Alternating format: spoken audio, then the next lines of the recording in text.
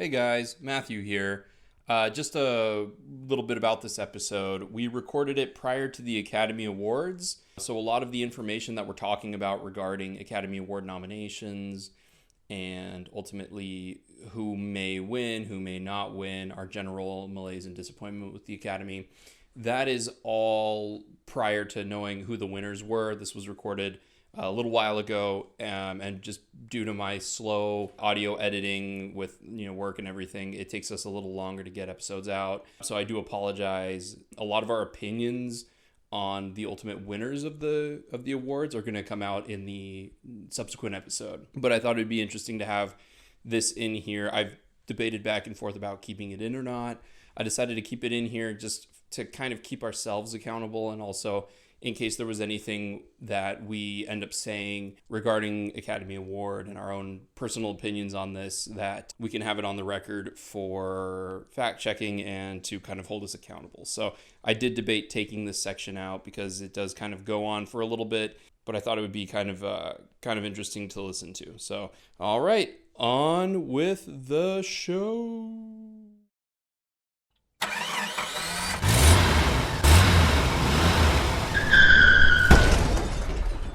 She went under the wheels. How perfected. Welcome to Under the Wheels. I'm Matthew. I'm Gabe. And today is a pretty standard episode. Have to change it up somehow.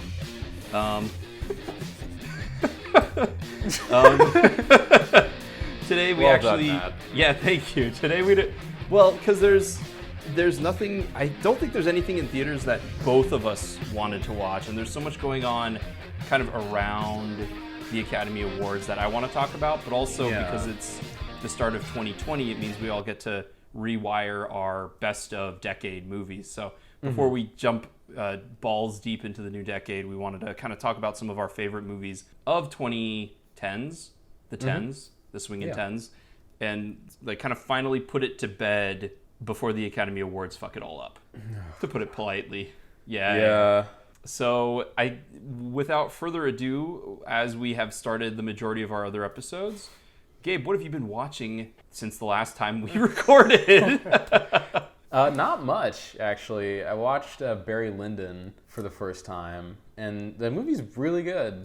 You know, obviously, it's ultra stylish, like it's a really good looking movie. I know Ryan O'Neal got a lot of flack for his performance in that movie, but other than his Irish accent, which sounds more fake than Cameron Diaz and Gangs of New York, his performance is actually really good. I mean, the whole movie is very restrained emotionally, which almost gets played for laughs at certain points, where people are just like so restrained in a moment that should be very intense, or like in another movie made at that time would be very intense, that it's almost comedic. I mean, the whole movie has kind of this comedic undertone to it, even though it is pretty bleak. But yeah, it's really good. I mean, it's worth watching just for the zooms. There's so many amazing zooms, which are my favorite camera move of all time.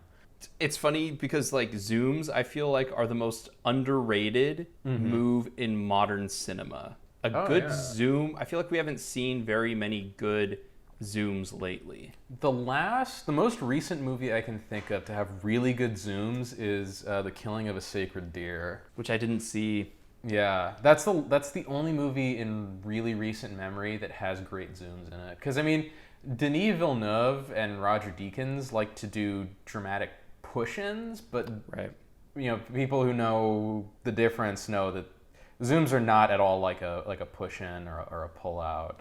And I think I understand why zooms don't get used much.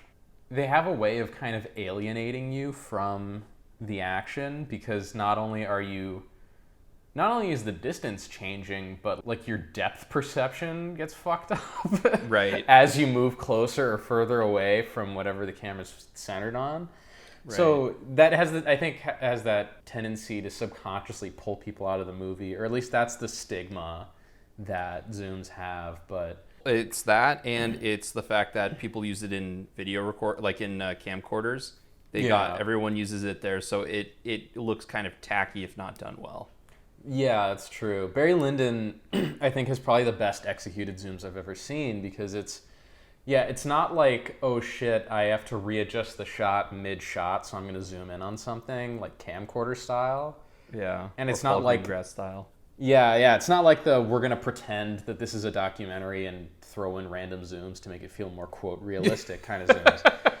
It's like, he's got these big old lenses that just pull in tons of light, and he'll zoom in from like a shoulders up kind of portrait shot to like 150 feet away from the person in a single shot. Or he'll zoom in from 200 feet away to a close-up on the person's face. Like, the amount of distance that these zooms cover is so massive, but it's done at the right speed that it doesn't feel jarring, and it's done in a very methodical and purposeful way. And it's always signaling something. Like, whenever we zoom in from really far out, it's like we've stumbled upon a scene, and now we're being kind of pulled into the interiority of the people in the scene. Mm-hmm. Versus when we're zooming out, it's like we start with someone thinking or feeling something, and then we pull away to see the broader context of what's going on around them. So yeah, people should watch it just for the zooms, man. Have you ever seen a movie called Lion in Winter with Peter O'Toole and Katharine Hepburn? No, I've heard of it, but I've never seen it. So that's the movie that made me realize one of the reasons everyone kind of stopped doing zooms is because after the zoom lens was introduced, I think in the 60s, like near the tail end of the 60s, mid-60s to tail end, everyone did nothing but zooms. Every single movie has these really dramatic, wide zooms to narrows, So yeah. I think it got to a point where it was like, well, what can we do creatively with it? And it's also a lot harder to use zooms as a tool to help enhance the story, which, like, I haven't seen Barry Lyndon, but I always feel like it can only be used like one of two ways, not counting the vertigo shot.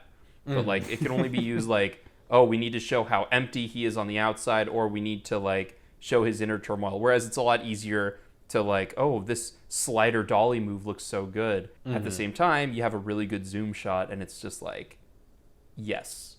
Wow. Perfection. Yeah. I mean, so I understand that like the 70s were kind of the decade of the zoom as a cinematic technique, and then it kind of fell out of favor afterwards. But I think zooms also work really well to display like paranoia or like people watching people. And I think they work really well in thrillers and spy movies.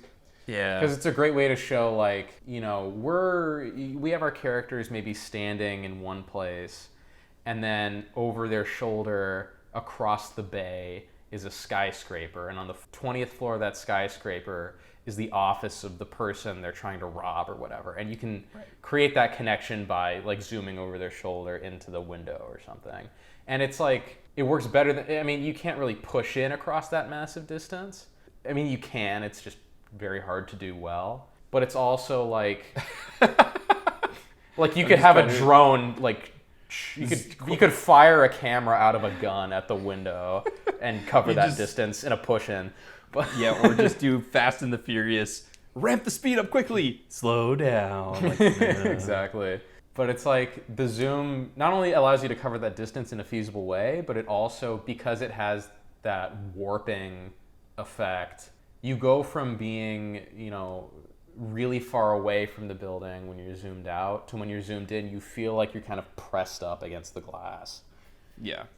Well, have you seen another good movie that uses a lot of zooms, not all the way through, but through a lot of the movie, is Munich. Steven Spielberg uses a lot of zooms in that one too. So yeah, a spy thriller is a great place to use zooms. Mm-hmm.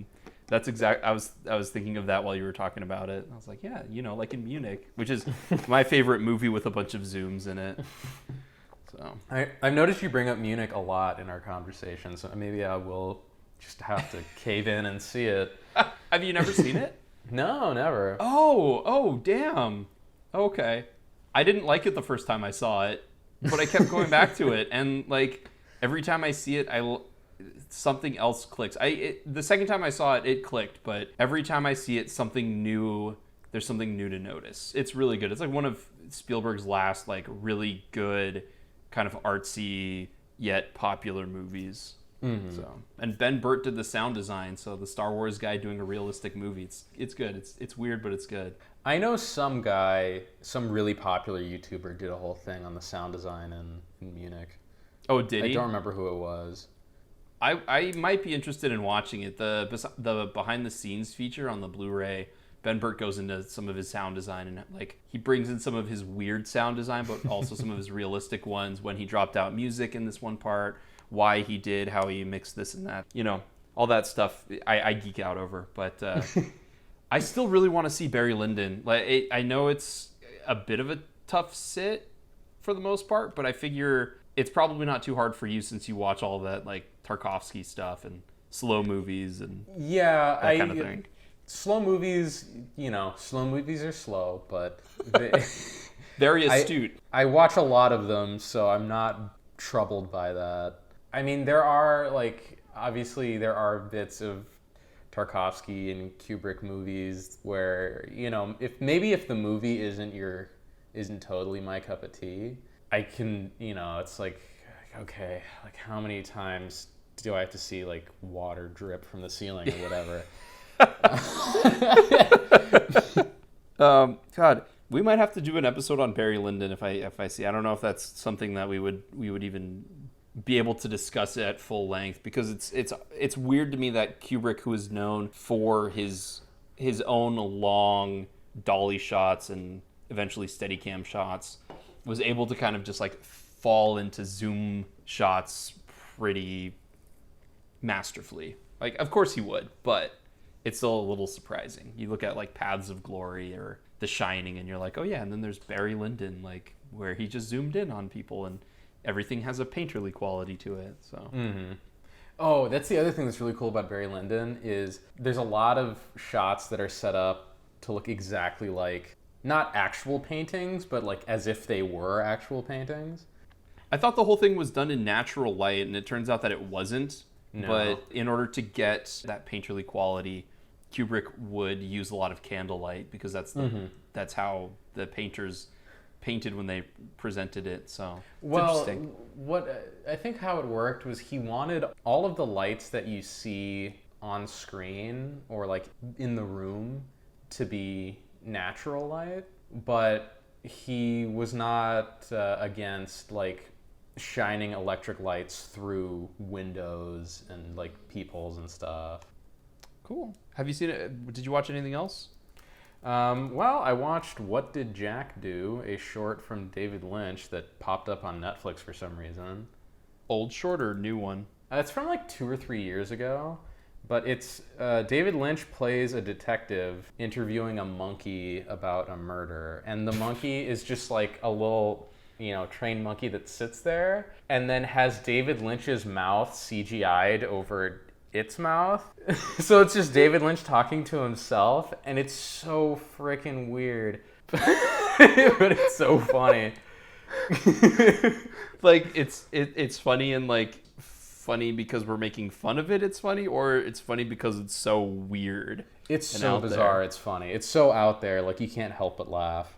I wonder if he was like, if he was just like, I know people keep saying like, oh, you can make a budget with no one, or you can make a movie with no one and nothing, and he's like, I'm gonna put that to the test. I mean, he pretty much did. I mean, obviously there's more people involved besides him. Like there's trained animals in this movie, but it's a short. It's just so weird because they're like, it's just one talking scene, so it features a lot of David Lynch type dialogue, which is dialogue where David Lynch has this whole philosophy where he's skeptical about language and its ability to convey anything really important or meaningful. So a lot of times characters will speak like in riddles, or they'll speak kind of nonsensically, or they'll use like so much slang that it's hard to figure out what the hell they're saying if you're not kind of wise to whatever all the slang is. And this is a lot of that. And this is a lot of that, yeah. Like, it's a lot of very circular conversations, a lot of, like, old-timey slang just thrown in there. Like, one character will ask a question, and then the other character will answer it in a way that's kind of a non sequitur, or may seem like a non sequitur, but it could also be interpreted as, like, a genuine answer. Um, What is this movie called? it's called What Did Jack Do? How long is it? It's like 15 minutes, I think. Okay. Well, I'll add that to Burning and Waves as movie recommendation. Well, I don't know if this is a recommendation, but it's weird enough that I want to see it. Yeah. And then the last thing I saw recently was I watched Pusher 3, because I'd seen the first two a few years ago and never got around to seeing the third one. And actually, the third one I think is the best of the series.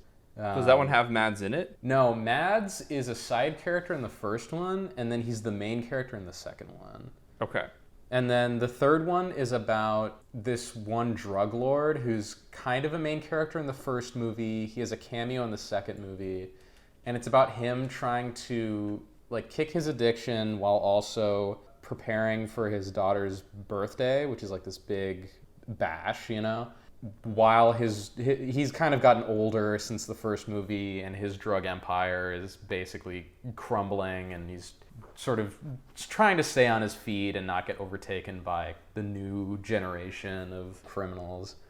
But it's really good. Although there's some, it's interesting because, you know, Nicholas Winding Refn he's sort of become more famous for the Too Old to Die Young style of like really slow, pretty lighting, neon lighting, barely any dialogue, very deliberate camera moves, very weird, very surreal way of filmmaking.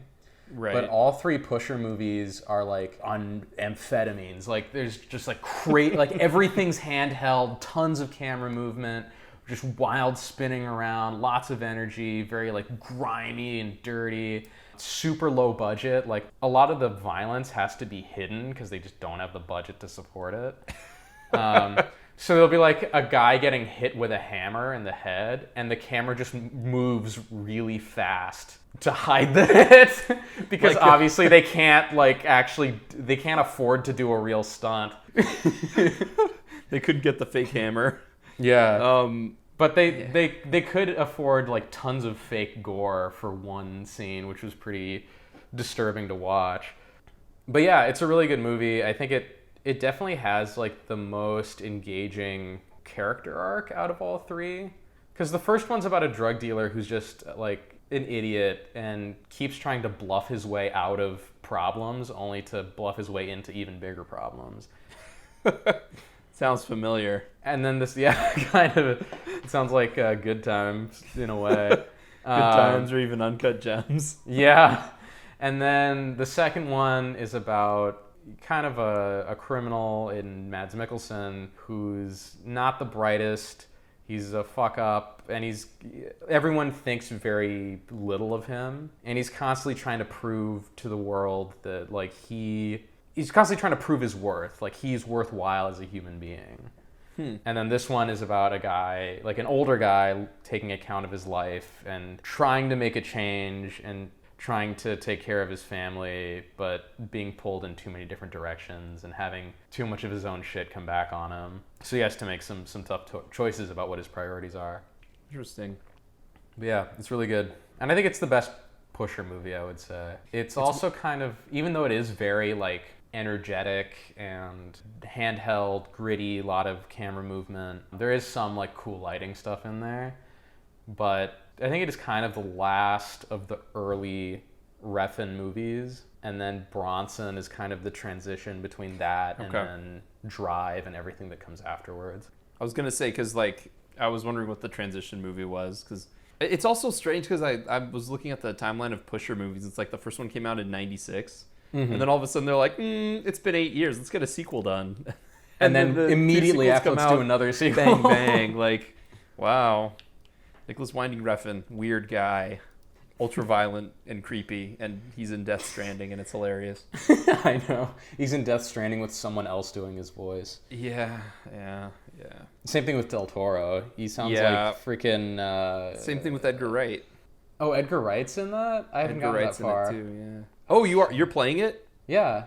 Holy shit. How far are you in it?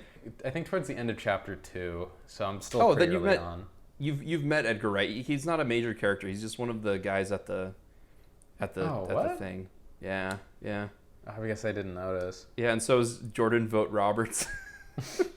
I just thought it was weird that like they have Guillermo del Toro's likeness, but he sounds like It's like they got a guy with a like fake Ren Spanish from accent. Ren and Stimpy. Yeah, it's like they kind of went half measured. That's funny that you're playing it. I was gonna say, because that's the thing that's in lieu of watching something quirky or weird, I've been playing a lot of Death Stranding. I have watched movies, Yeah. but like Death Stranding has been taking up a lot of my time, too much of my time. You have to upload to the Chiron network. Stimpy, you idiot. Look, are you trying to be like Igor or like Robin Williams in that one part in Aladdin? Who knows, I don't like right? doing it.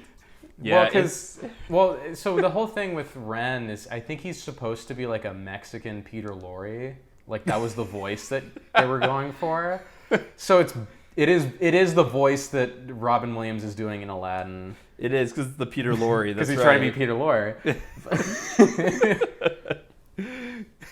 It's always weird going back and watching Peter Lorre movies and realizing he doesn't really sound that bizarre, you know? But he's got to do it for the movie itself. Yeah, well, 'Cause it's just it's like his image. Well, you watch Casablanca, and yeah, he sounds a little strange, but he's not like super over the top the way a lot of cartoons portray him to be. Yeah. You know, he does have a very distinct way of talking, but it's not too weird. Yeah. So what have you been watching lately? So I saw Bombshell because I was kind of interested in it. It was better than I thought it was going to be. Okay. What's his name? Third Rock from the Sun. John Lithgow. I feel like John Lithgow is generally pretty good in everything he's in, even if what he's in isn't very great. Yeah. And so like they put John Lithgow in a fat suit, which was kind of funny, but he's really good. That could not have been easy to do. There's he has to do the scene where, he's like, all right, show me your legs. And someone stands up and is like, all right, do a turn. They're like, I don't want to. It's like, this is television. It's a visual medium. We need to sell this, sell this station. Ooh. So, and then it's like, let me see your legs more. And they have to like pull up the skirt. And of course it's Margot Robbie who's doing this. And she's like trying to pull up the skirt more and more. And he's just kind of like higher, but like not, but he's like really good at like on the line of like, it makes it sound like he's almost masturbating without touching his dick. And yet he's still like completely in control of the situation. Yeah. So he does a really good job. And then they got Malcolm McDowell to play as Rupert Murdoch. And that's kind of perfect. It was fantastic. His Australian accent was not very good. But as soon as I saw his name in the credits, I was like, oh shit, I know who he's going to be. And they had a bunch of female actresses as like Fox News anchors who were like, oh, I support Roger Ailes. And then, or they're like, oh no, I was never sexually harassed with the dodgy eyes and everything like that. It's kind of like, feels like it's trying to have a mix of like All the President's Men with a bit of like, I'm just going to go for the Big Short kind of like fourth wall breaking, because there's a lot of direct addresses to cameras, a lot of like people looking straight at the camera and stuff. It's weird that Adam McKay is like this auteur comedian cinematic documentary style icon. Yeah. Well, like, it's the people easy keep ripping right off The now. Big Short. It's so weird though. Like that's like people ripping off Talladega Nights because they're like, oh, Talladega Nights introduces so many interesting ideas to the medium. It's gonna set the template for every such movie for the next decade. Comedy. Like, well, no one ever said that about Talladega Nights, but yet The Big Short. But they kind of did about Anchorman. I mean, Anchorman was kind of... It's true. Anchorman kind of started the whole, like, okay, we used to have some improv and comedy before, but now our movies are going to be 90% improv. And then we're going to try and, like, make a movie, around it. I mean, that is literally Judd Apatow's career. If it weren't for Adam McKay, we would not have Judd Apatow, which is kind of depressing, because I would be fine without Judd Apatow. But that's just... So what you're saying is, like, Adam McKay is our Francois Truffaut.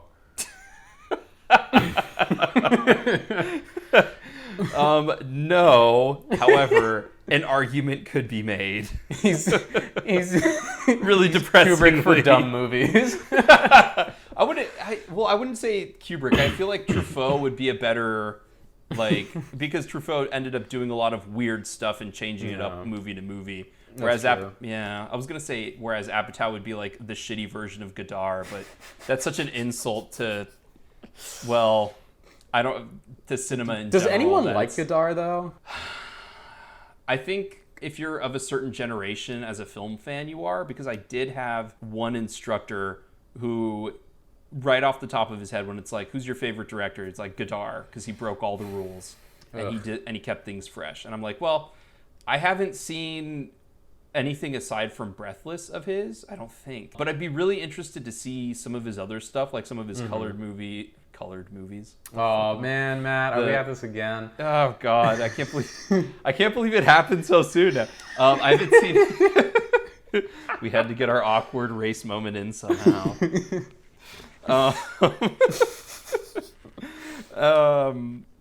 But I want to see some of his color movies, and some of the ones that like he's really famous for.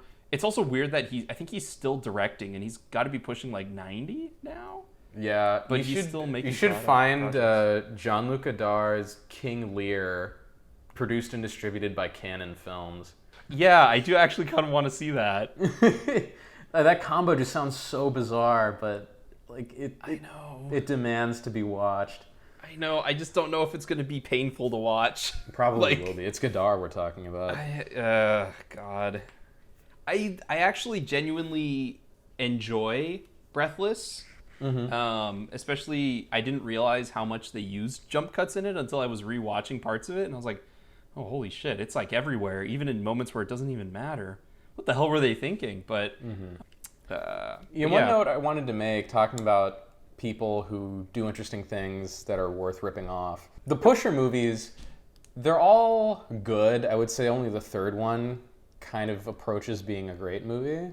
Okay. But they all have some really interesting. They all have stuff that's like stuck with me. Like there's in the first one, there's a great shot of the drug lord, who's the main character in the third movie, talking threateningly to the main character over the phone. But he's trying to play nice. He's like, hey, just come over, we'll work it out. I know, you're going through some hard times. And then over his shoulder, like his two henchmen are laying sheets of plastic on the floor. And like, I don't know, that scene is all that one shot has always stuck with me. It's like, oh, that's so brilliant. Yeah. But one of the things I love about the Pusher movies, one of the things I really love about the Pusher movies though, is that they have a theme song, and they all start with like a cold open, and then they play the theme song, and during the theme song, they have all of the characters shot in like a black room with one light shining top down.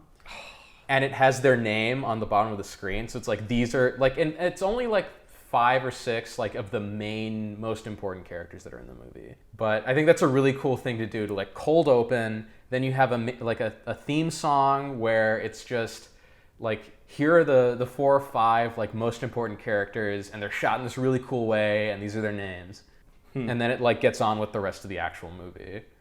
I'm not a big fan of title sequences in movies, but if there's one way to do it, the Pusher way is the way. You know what? I was going to use that as a transition into something else I've been watching, because it actually transitions almost perfectly. But I did want to mention, title sequences are so old-fashioned that it's always weird when it appears in like a Bond movie. And you're like, they still are carrying this thing over from 1961. Yeah. But I do kind of miss them. Like, I don't need them in every movie, but it's kind of nice to have them. It's like a little bit of, oh, this is fun. Like Mission Impossible kind of has it, but they've been fading that out slowly. But the other movie I saw, The Gentleman, also has a title sequence. I was wondering how Guy Ritchie was going to bounce back after Aladdin. It's funny because we were talking about like incredibly influential filmmakers. I feel like Guy Ritchie is a guy who's been influenced by all of the different filmmakers. And The Gentleman is like kind of like how The Irishman was like a very Scorsese movie. The Gentleman is very much a very Guy Ritchie movie. It's like the whole movie is narrated and told like from past to present, including like unreliable narrator moments here and there. Oh no. Yeah, well, it's fun, but like I know, and it's just like it's so Guy Ritchie. It's very Guy Ritchie-y. There's even a part where Charlie Hunnam and Hugh Grant are like trying to speak the words of Henry Goulding and that one guy from Succession that I don't know the name of, but he clearly plays gay in the movie. And like they're both talking in Cantonese, and Guy Ritchie and Charlie Hunnam are trying to speak English over their voice reading, and I was like, this is just a very Guy Ritchie thing to do. Like, I feel like he just has this just to Guy Ritchie it up. But it's a lot of fun. Matthew McConaughey's really good in it. You know, I liked it. I give it a witness. Yeah. Are you generally a Guy Ritchie fan? I've never watched Lock, Stock, and Two Smoking Barrels, so we'll start there. Between a Matthew Vaughn film and a Guy Ritchie film, I'll probably be more inclined to watch a Matthew Vaughn film, even though it's a little bit sloppier. But I appreciate Guy Ritchie. I was actually really disappointed that... Okay, let me put it this way. I still like King Arthur, Legend of the Sword, even though that movie is fucking horrible. Whoa. Yeah, I don't like it, but there's enough moments of things happening, and I like Charlie Hunnam as King Arthur. I think the production design is cool, and I think that some of the Guy Ritchie-y moments are really fun. But with all that said, like, it's not good. It's from a script point of view, it's horrible. It's not surprising. No, not especially from a Guy Ritchie film, right? And then I was really disappointed by Aladdin because it's just so generic. They could have had anyone make that movie, and like somehow Guy Ritchie just kind of shat it out. So that's I'm okay with the Sherlock Holmes movies, but you know, he's an interesting guy. Yeah, I kind of like some of Guy Ritchie's movies in the same way I kind of like some of Matthew Vaughn's movies. Like, I like Matthew Vaughn's X-Men movie that he did, and I like the first Kick-Ass. I actually liked that. That was the first Matthew Vaughn movie I saw, and I enjoyed it well enough. I don't think it would hold up if I watched it again. Yeah, and I also like Stardust, which is not a very Stardust. Matthew Vaughnish movie, but I still liked it. Yeah, with Guy Ritchie, you know, Lock, Stock, and Two Smoking Barrels is a pretty good movie. My favorite movie of his is that first Sherlock Holmes. Yeah. But God, Aladdin was a giant steaming pile of shit. Like, it was like, I think I mentioned this on our top 10 of 2019. I think it might have been the worst movie I'd seen. That or it was either that or the Zac Efron Ted Bundy movie. Like, they were tied for being like so awful. I wish I could have my life back that I spent. Yeah. That I can you reimburse me wasted for my on those ticket? two. Yeah. I don't hate the Aladdin movie with the vitriol you do, because I'm more forgiving of these live action Disney remakes, but it's just no, their existence is a crime. I agree. I agree. Well, for some of them I agree, but it didn't really leave me like this is bad. It left me like this is just exceedingly disappointing. Oh no, it's bad. Like, you remember when Aladdin leaps across the rooftop in slow motion while singing and his mouth is moving in regular time? I don't know what you're talking about. That's awesome. It's like, I don't think you'll have a more Guy Ritchie musical moment. If anything, that moment works. It's all of the weird, like, in-between stuff. Like, you'd think that the musical numbers with, like, Will Smith as the genie, who can literally do anything, would at least try to mimic some of the animated movie instead of all just being in, like, one room and being just kind of, like, generically blandly shot. Man. And, like, why are we doing it like this? Like, you know what would be fun? Guy Ritchie snake fight. You know what's not in this movie?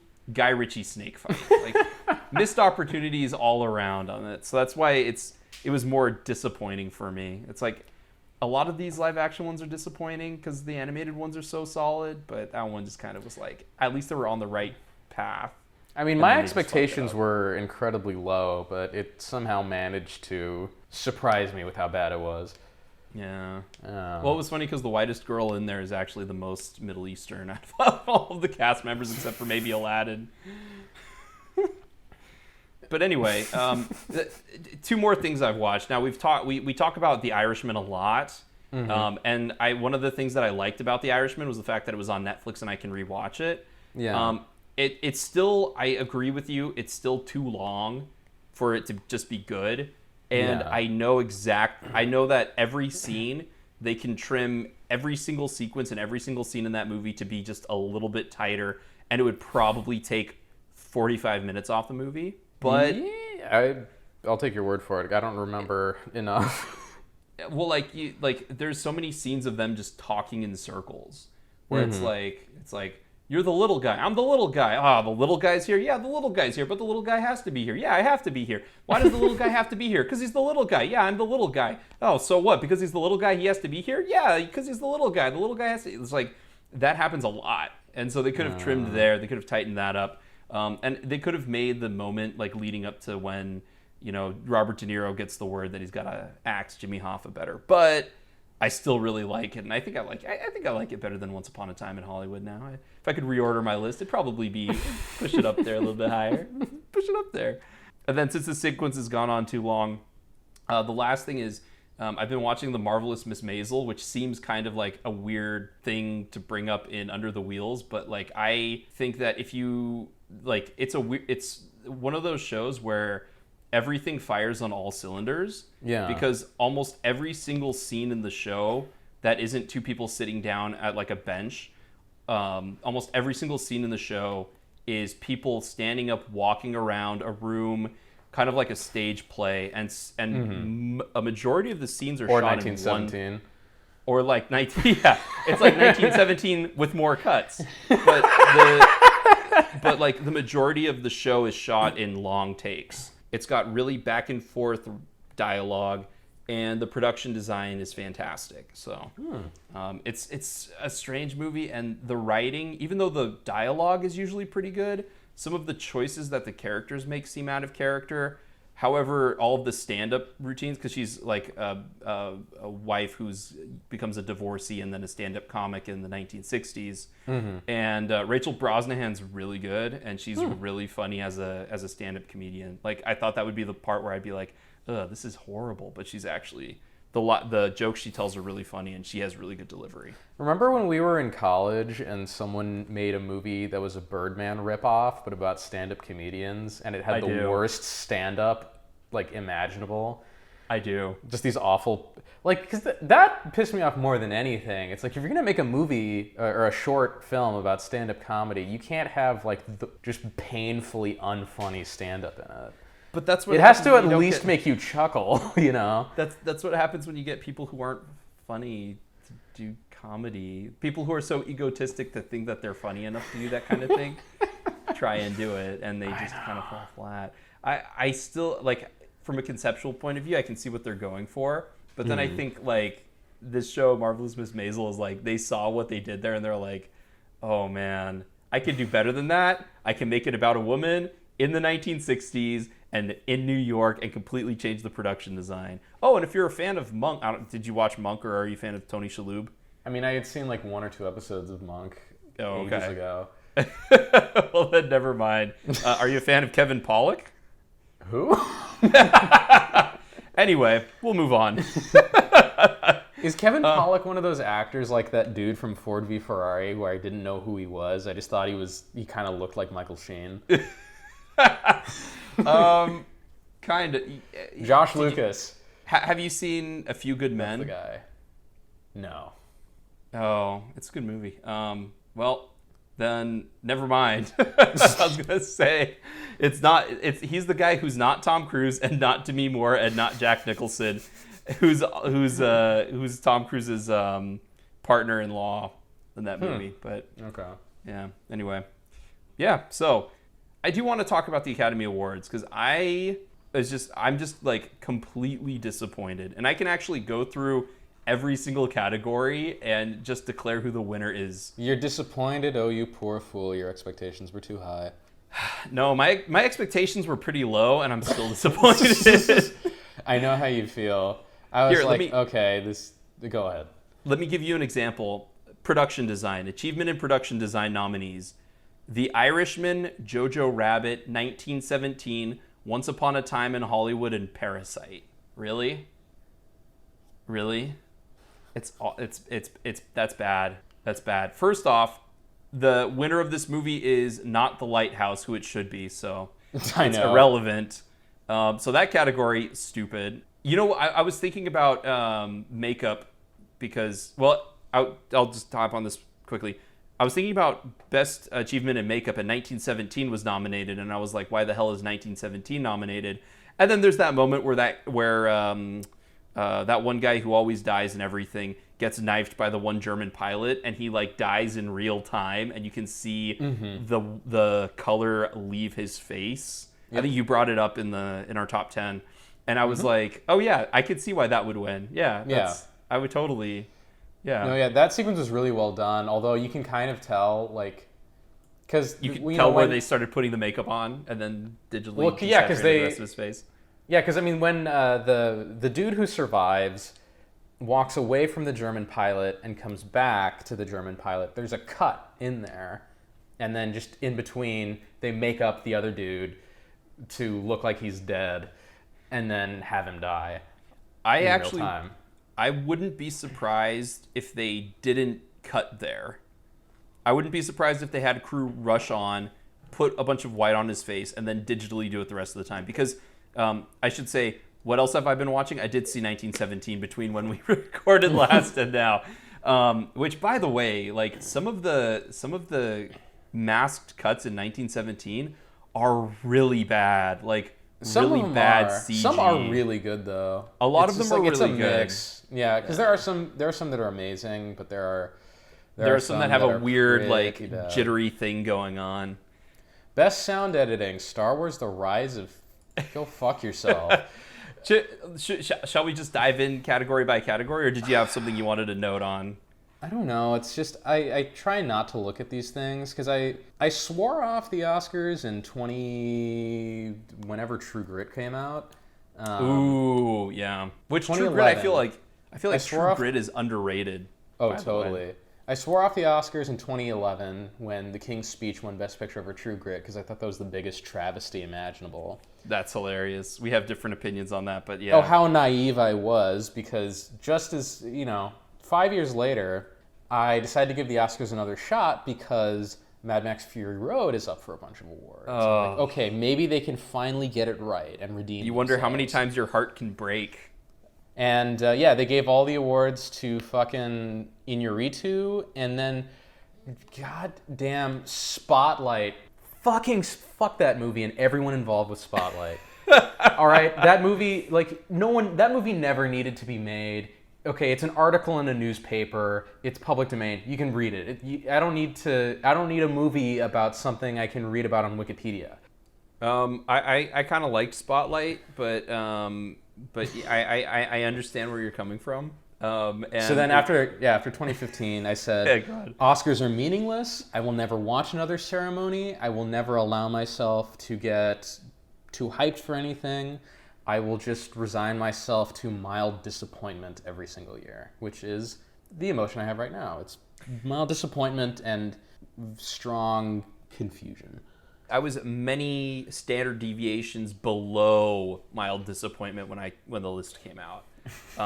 I was actively disturbed, upset, and I had to tell everyone about how purely disappointing the Academy Awards were this season. Our mutual friend who told us about the Academy Awards, our old recording mate Austin, he posted, and I was like, well, yeah, but it's Austin. He's always bitching and moaning about the Academy. Whatever, nothing new.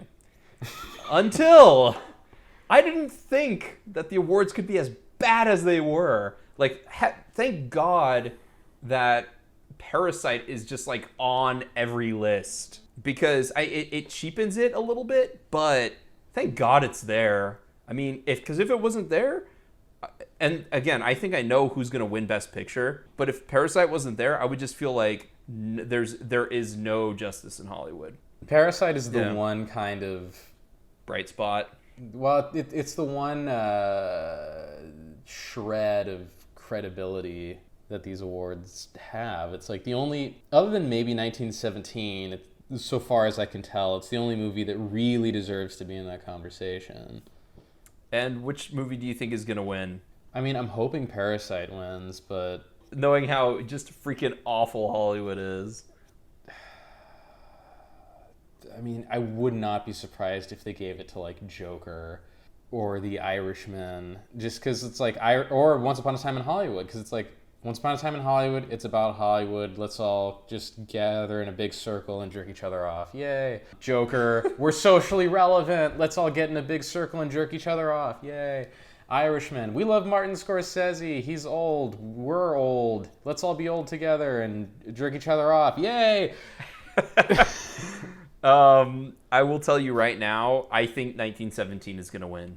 You know, that I don't think that is the best movie of the year, but I would be okay with that. Again, my expectations are super duper low, so that's not really saying much, but movies that should feel happy that they're even on the list: Ford v Ferrari. Little Women kind of stumbled onto the list. I'm glad it's on there, but it feels like the diversity hire. I like weird that I like the it a lot. Hire. I like it a lot, but it seems like it was like, okay, we have to campaign and have one that one and Jojo Rabbit.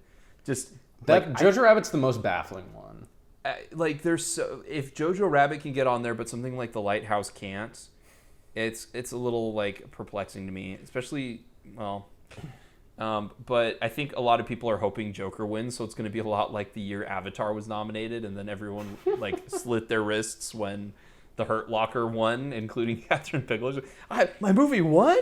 I was so happy when that movie won. I think at the time I was like, why the hell did The Hurt Locker win? Like, they should have gone with the popular choice, because the Academy is like a struggling, dying artifice of years gone by, and they need a fresh injection of. They don't care. No. The Academy just doesn't care. So here's what I think. I think that the Academy should be like the vanguard of quality. You know what I mean? You would think. They're not, but that's what they should be. It should be the vanguard of quality, innovation, and creativity. Things that push the medium of filmmaking forward, that are exciting, things that are different, things that are special, are the things that they should be celebrating. Instead, they are torn between being incredibly conservative to the point where they hold up like the only guaranteed way to win is to make a movie like it's 1934, and we're still in old Hollywood, so then every crusty, withered skeleton husk of a person that votes for the Academy can be like, yeah, I remember when they used to make movies like that. That is my vote. It's prestige. It's a good like people who call movies pictures, like the kind of movie that they would like. You have to make that if you want to win. Or, there's a crowd that's like, well, we should pick something that's really popular so that people will think we're relevant. But they don't do that. They don't pick and they shouldn't. Movies. They shouldn't ever pick a popular movie just because it's popular. Because here's the thing. Popular tastes are determined by supply. People will eat up and enjoy what is out there. True. Right? People take what you give them. So if sometimes. Yes, this is marketing 101. They would take what you give them. If all that's out there, if all people are aware of is big, loud, stupid, superhero movies, that's what they're going to eat up. That's what they're going to think is normal. They're conditioned to believe it's normal. They're conditioned to believe this is movies, this is entertainment, this is what I want. If every movie out there was some bizarro David Lynch, Nicholas Winding Refn, Lighthouse type of thing, where it's a weird, disturbing, surreal movie. That we've been in the 70s. If everything out there was like that, or if everything in being pushed towards consumers was like that, then people would be conditioned to accept that as this is what filmmaking is, this is what movies are like, this is what I'm going to go see this weekend, this is what I want. People want what they know is out there, you know what I mean? Right. No one's pining for something they've never heard of or never thought about. So I wouldn't have a problem. So first off, the Academy doesn't do that. And when they do that, they epically fail. But I wouldn't have a problem with that if the movies that they were nominating for Best Picture represented the state-of-the-art, best version of that super popular movie. But then you get something like Joker, which again for the majority of people, happier that it's Joker and not Avengers Endgame, and that's fine. But I would say that you should have omitted both of them. Because it's just the biggest insult to have Joker nominated for Best Picture when there's a handful of other movies out there that are equally deserving, if not more so. Yeah. Well, again, they want it to be in the running, so it attracts casual eyes. But It's the worst. It just makes me sick. I'm like, because now it adds a level of prestige and ego to Todd Phillips that he should not have, right? Maybe that's the root of my whole problem with this. But you know, the guy who directed Old School is now like, we can't write comedies anymore, so I'm going to make a dark movie. That's not really man, Todd that Phillips dark. Can't write comedies anymore. Todd Phillips... There's plenty of comedies out there. I agree. But that's his quote. He's like, you can't write comedies anymore. And it's like, no, dude. You were just never very good at writing interestingly distinct comedies. Yeah, it's like, all of does he your have shit was any the same. idea how many comedians are out there who are like unapologetically offensive and incredibly successful right now? Yeah. Like- But there are a lot of popular ones who have come out and they're like, oh, well, we can't be as offensive as we used to be. And it's like... Well, that's because they're pussies. They're pussies. Look at Yeah. Dave Chappelle. Look at his last special. It was a smash hit. Look at how much trouble he got in, and people love it. He made a shitload of money off of it. Anyone saying you can't do comedy is living in a fantasy land. Comedy But wasn't his whole special like precedented on the fact that he's not allowed to do comedy anymore the way he used to, and then he proceeded to do comedy the way he used to? Kind of. I mean, there is an aspect to it where he is intentionally trying to get people riled up and push people's buttons. But I think that's just an extra layer to it. I mean, I think a lot of the best comedians in the world are playing with the idea that Todd Phillips seems to believe. They're playing with it and proving him wrong. You know, he's like, Right. Todd Phillips says, you can't do comedy anymore, everyone's too sensitive. So the best comedians in the world, like Dave Chappelle, like Bill Burr, they're going out there and doing stuff like, well, okay, I'm going to be like over the top offensive. I'm going to be as offensive as possible and then turn that into something else. You know what I mean? Use that as a vehicle to discuss the world as it is right now. So I think, you know, it's just because he doesn't know how to work with it. You don't even have to work around it. You can work with it. So he's just like, well, I'm going to make some, you know, shitty internet edgelord movie. Like, it just reeks of, like, talentless hack getting acclaim. And again, I won't... And again, Joker's not that bad. It's I know, pretty good and it's movie, kind of, but it's well, and it's easy to kind shit of on mean Todd for me to Phillips. just... It's kind of mean for me to just go full hyperbole and be like, Todd Phillips is a talentless hack. Obviously, he's not. There's a reason why, like, he's able to take things like The Hangover and at least make them successful. He does have talent. But it's probably the same way a lot of people felt when The Big Short got nominated for Best Picture. Like, in but fairness at least to Adam McKay, he made his comedies are better than Todd Phillips's. he not only that, but at least Adam McKay went in a very unique direction with The Big Short. Like, he took material that was boring-ish and tried his darndest to make it the most interesting thing and explain it to you and use every single trick he could. Whereas, no, it'd be too hyperbolic to say what I was going to say. Whereas the Joker is very derivative, and that's fine. That's true. But in your very derivative movie, don't like take a shit and pretend your shit don't stink, and that it was someone else's burger that you ate. That's all I'm saying. Yeah, I mean that's my big beef with Todd Phillips generally, is that he has made some pretty good movies. I still really like the first Hangover. I think Joker's pretty solid, but he doesn't seem to have much of a voice or anything interesting to say, or he doesn't bring much to the table in the way that, like, you know, we tend to think of great artists bringing something interesting and new or relevant to the table. It's just sort of, well, let's see what the focus group studies show would work. Yeah, okay, I think I can do that. Bing, bang, There's a boom. reason why Here's the Joker. There's a reason why the sequel to The Hangover was exactly like the first Hangover, but not as good. Yeah. Like, that should have been the sign. But But again, I guess I wouldn't have a problem if people weren't like, oh, this is the art movie of the century. And it's like, it's not. It's really not an art movie. It's not an art movie. It's pretending to be one. It reminds me a lot of like of A Star Is Born, how everyone was like, oh, this movie is like, it's real, and it's because the cinematography is handheld and it's shaky, which, by the way, the cinematography in A Star Is Born is awesome. But it's trying to like evoke, this sort of like indie spirit. And it's the same with the Joker. When I think about the Joker, it's like it's trying to evoke this like indie spirit or this 1970s vibe of like, this is the real world and it's dark out there and it's depressing and it's... No, the movie literally ends with Joaquin Phoenix dry humping the air. Like, what kind of statement are you putting out there? So it's funny because I heard, I swear to God, I heard somewhere someone described Joker as low budget, and I'm like, bro, this was made for $70 million. Yeah, Lighthouse was made for $4 million. Low budget. Exactly. God, it's my God, and Lighthouse is just so much better in every way. Yeah, I think the other thing too is I think a lot of people, a lot of filthy casuals, don't really understand what low budget actually is.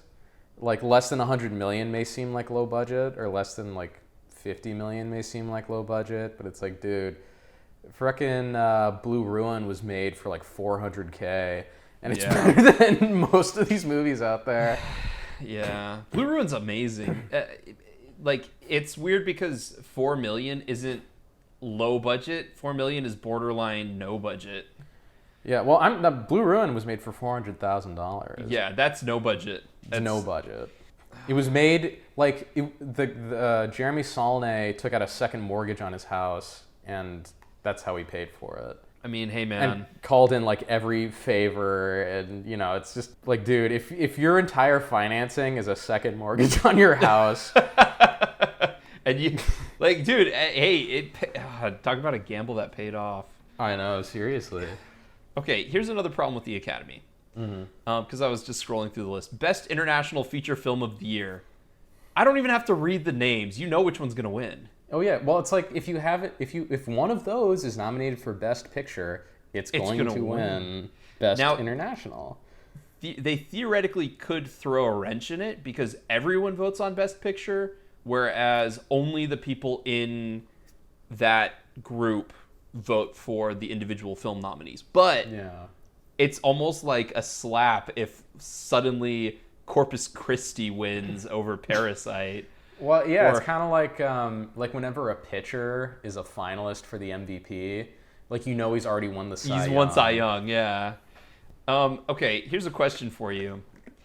Achievement in film editing nominees. We have Ford v Ferrari, The Irishman, Jojo Rabbit, Joker, and Parasite. This is the one category where I feel like if Ford v Ferrari doesn't win, it's an insult. Yeah, it's tough to say. I think like the editing in Parasite's really good, but it's nothing outstanding. I would say that for all of these movies except for Ford v Ferrari. Editing in Joker is really good, but it's nothing outstanding. Yeah, Ford v Ferrari has great editing. The Irishman, I'm really torn because it's like it's really well edited in the sense that it's so hard to edit a 3.5 hour movie that is still entertaining and interesting and exciting and has you want to keep watching the way that it does. But the question you can always ask is, well, yeah, but if the editing was so great, couldn't they have just made it shorter? Marty and I wanted it to feel like you were literally aging as Robert De Niro was during the movie. We wanted you to feel like an 80-year-old. Mission accomplished, I guess, but give me more of that Ford v Ferrari driving high. Like I know, that. It's just, so I feel bad kind of for The Irishman because it is like a no-win with a 3.5 hour movie. Like it is so hard, and it is such an accomplishment to edit a 3.5 hour movie and make it really good. But at the same time, it's like if you were really that good, it wouldn't be 3.5 hours. And not only that, but it's like, but again, we're talking about a movie that's pretty good. Like so. Oh God. Yeah, the Academy is baffling. I'm disappointed by almost every single nomination, Yeah. especially in the technical awards. Well, the technical awards are always strange because it always seems like they're sort of thoughtless. Like a lot of people who You and I come at this differently. Then go ahead. Okay. Go ahead. So the way the technical awards often come off to me is it's like, most people out there don't really know how movies are made. And I think a lot of people in the movie industry don't know the real details of how movies are made either. So they have very strong opinions on Best Picture, Best Actor, maybe even Best Director, Best Score, and Best Script. But everything else is kind of like an afterthought. It's like Best Cinematography, I don't know. Joker looked kind of cool. Cinematography's become one of those categories, I think, in most people's minds where they're like, oh yeah, I know the big five, and then cinematography because it's what we see on the screen. Yeah, but it's like, even then, though, I think a lot of people don't know what it's like to actually shoot a film, to handle a camera, to select your shots, to, what different angles and distances and camera moves could mean and the effect they might potentially have on the final product of the movie. So I think a lot of those opinions are kind of like, it's like armchair quarterback type shit, where it's like, he should have thrown to Davis. Davis was wide open. It's like, you're not on the fucking field. You don't know what he's seeing. You can't even throw a fucking football. What are you talking about? I think that's where a lot of the technical awards fall in, where it's like people who don't know what sound editing means and how it's different from sound mixing. That's exactly what I was gonna say. Are asked to vote on what movie of all the movies this year had the best sound mixing and which movie had the best sound editing. And I don't want to be like too condescending because I'm not 100% clear on what the difference is between the two. So it's like, I watch a lot of movies. I know a lot about how movies are made, but I'm not totally sure what the difference is. So if you don't, listener, don't feel bad about it. But the people who vote on these things should know the difference, and I'm not convinced that they do. So I was going to say that I feel like the technical awards are actually the last bastion of safeguard in the Academy, because the technical awards are where all of the most impressive movies of the year are actually nominated, except maybe this year. Really Joker, sound mixing, sound mixing and sound editing, really Joker. You gotta remember, the technical awards are the ones that gave Suicide Squad more Oscars than The Master. Oh God, God. I remember I was like, oh yeah, the makeup was good in Suicide Squad because they had to make all of those, they had to dress up Harley Quinn and they had to put all those tats on that one guy. And then someone's like, yeah, did you think it was better than Star Trek Beyond? And I was like, no. Exactly. No, that's true. So, but at least Star Trek Beyond was nominated. That's what I mean about the technical awards. Like, Ad Astra is technically an Academy Award nominated movie for its sound mixing. You'll find some of the more interesting movies sneak into the technical awards, except for this year. It's funny. I'm looking at Best Cinematography, and I would knock out The Irishman, and I would put Ad Astra in there, kick out The Irishman, Joker, Once Upon a Time in Hollywood. Yeah, but you can't kick out. So one, you can't kick out The Irishman because they filmed it without using dots on their faces. What was the second one? Joker. Oh, you can't kick that one out because it's so gritty and realistic. No, I'm with you on both of those. I'm even with you on Once Upon a Time in Hollywood, especially because they film a TV episode like it's supposed to be a movie. I'm like, that doesn't happen. What the fuck? See, that's where they... Especially that's where a they 1960s TV episode. Yeah. Because I would say, of the movies I've seen this year, the best photographed were probably The Lighthouse, Ad Astra, 1917. 1917 is going to win. 1917 will win, probably. Oh, wait, The Lighthouse is nominated. Yeah. Oh, shit. It's the only nomination they got. Yeah. I can't believe it was nominated. That's awesome. Well, that should win, but it won't. And then I think Parasite was very well photographed. I think Under the Silver Lake was very well photographed. Yeah, that one was interesting. Uncut Well, Gems was very well photographed, so it's like It would have kind been of interesting that if they mix. threw like an animated movie in there, because those are starting to get to the point where they're almost shot like real movies. But it's kind of but cheap I don't think because it it's- counts because you can design everything to be exactly how you want it. There's no you're not wrestling with anything to get the perfect shot. You know what I mean? You just create Well- the perfect shot in a computer. While I know that, and like I totally get it, and I totally understand that's why they didn't do it, for a long time they couldn't actually have the photographic effects that they have in actual movie cameras. So the fact that they can simulate them, Are you talking about like focus pulling and stuff? we'll start with bokeh, focus pulling, actual like realistic camera moves, lens density, lens bulge, those kinds of things, different depths of field. Or not depths of field, different, shoot. I can't even think of the word now, but when, like, the way that in a zoom lens, like, you can notice that the bulge goes away as you zoom in, or if you put on, like, a 50 millimeter lens and an 18 millimeter lens, the 18 millimeter lens has bulging on the side, the 50 is flat, and the 85 is just, like, looking at a piece of rice paper. Like, they didn't have that technology when they started making animated movies.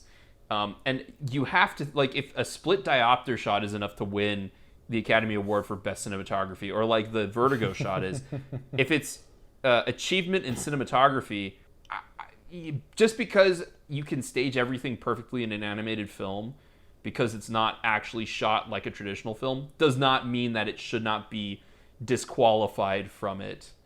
I know that's not a popular opinion, and it's really just kind of thrown out there to be dramatic. But but Trying to start like some shit. I mean, well, think about how many movies are generated in computers now. Like the majority of big budget blockbuster movies are generated in the computer. The Irishman had to simulate all of the lighting on the main characters, so that had to be scanned in, put into a computer, digitally altered, on top of digital alterations. I mean, I don't know. It's like, I get it, but it's weird. Like, my point of view on this with animated films is strange because it is kind of unfair to give something where you can create the perfect shot every time, Yeah.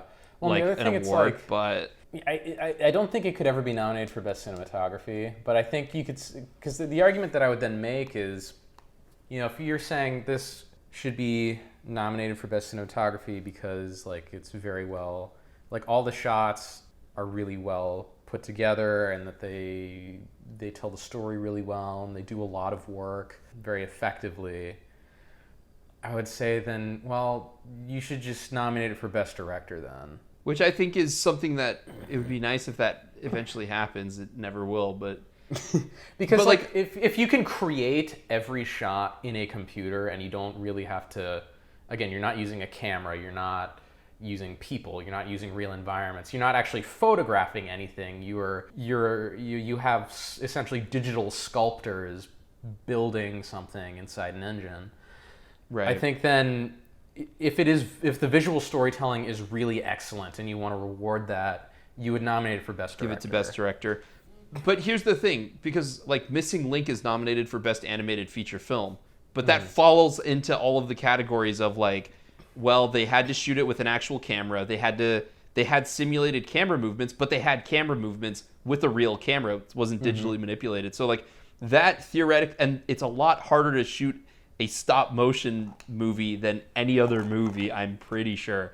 But again, Samantha, like, I get it. I get why it's not in there. I understand. I'm just being difficult. But like, I mean, like, with the list that we have this year, you might as well throw like Missing Link or Toy Story 4 in there. You know? Why the fuck not? You know, like, Jesus Christ. Yeah. Well, man.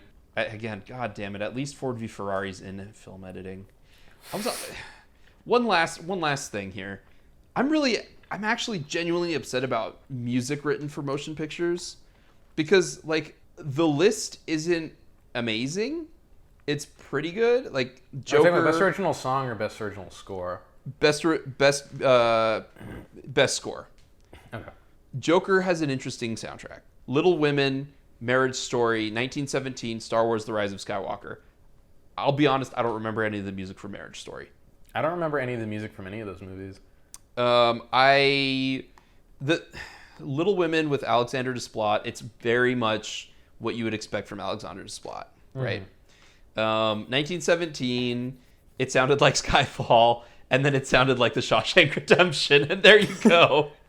but like having Rise of Skywalker in there, having Joker and Rise of Skywalker in there is just like, what are you guys thinking? Like, why those two movies? Just because it's John Williams? Because Spielberg doesn't have a movie coming out this year, dude? Like, it's baffling. Normally, score is like a really good category, and this year it's just very disappointing. I mean, the only scores that stuck out in my mind as being The Lighthouse? like good in a noteworthy way. Not The Lighthouse, but the ones that stuck out as being really good when I saw the movie was like Under the Silver Lake from Disaster Piece. Ad Astra's score, I don't know who did that, but I thought that was really good. Oh, especially because it just kind of simmers on your periphery, you know? Yeah. And then I thought the score for Uncut Gems was really good as well. I'm a big fan of Daniel Lopatin, and I thought that his score for Good Time was... I mean, I still listen to it just on its own, because it's that good. And it's a shame that he didn't get any attention for it, but yeah, you know, I'm glad to see that he's movie doing didn't get another any movie. attention. It's baffling. It was done. The music for Ad Astra was done by Max Richter. Okay, yeah, Max Richter. He's excellent really good. work. Ad Astra was- He's really good. You should listen to Yeah. some of his original pieces if you like. Like, I think you would like his original stuff too. Like, it was an inspired choice. Yeah, but I mean, it's like those three, and I'm also a big fan of Disaster Piece's music, just broadly speaking.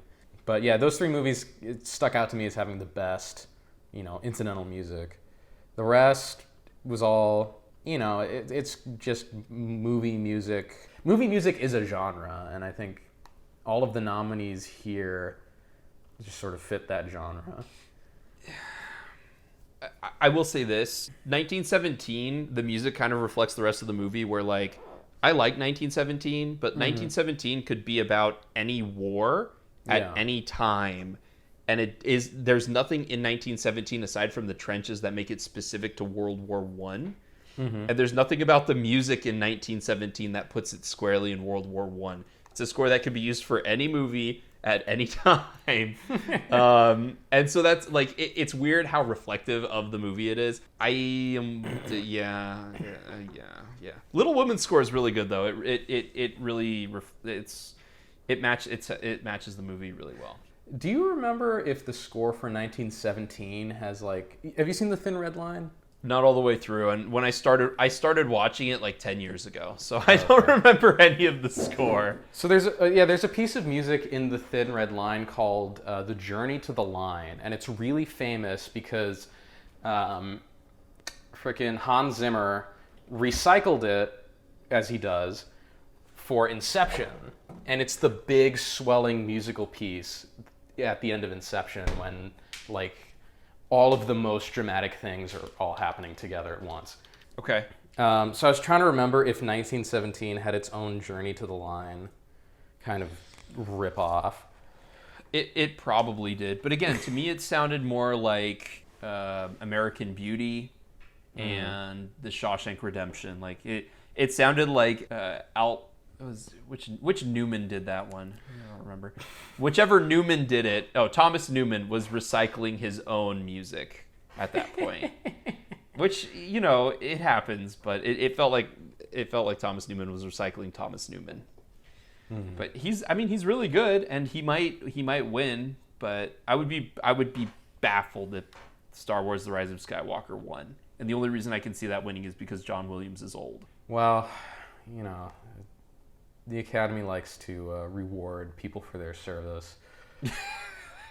So, like, if you're in the industry for long enough, an award will be dropped into your lap for one reason or another. Like, you remember when Art Carney won Best Actor over, like, Michael Corleone in The Godfather? Oh my God, did he? Yeah. Oh, poor Al Pacino. Al Pacino. That's by the way, like, I remember there was a time when no one thought that Scarlett Johansson was actually a good actress. And now she's double nominated. Like, what? What? Like, not, she's Not that she's not good. She's really good in Marriage Story. I haven't seen is. Jojo Rabbit. But, like, are you sure you couldn't nominate someone else? Like, really? There weren't any better performances in supporting actresses? Really? I mean, you know, Scarlett Johansson's always been good, but never amazing or anything. You know what I mean? I will amend that to say Scarlett Johansson has always been okay. Some roles better than others, but she's kind of like Emma Watson, where like the better director you have, the better she is in it. I would say, like her performance scales with her director. Yeah, I can see that. I mean, there's plenty of actors who, well, I would say most creative people in general their career is gonna be a mixed bag, and their best stuff is gonna be their best stuff because they happen to be in the right situation when they were making it. Hey man, I'm just gonna say it, John Lithgow. I've never been disappointed by John Lithgow, and he was in the George Miller sequence in the Twilight Zone movie. So. I said most creative people. There are some exceptions, like John Lithgow, apparently. No, I'm sure he's been in shit, but he always turns something solid in.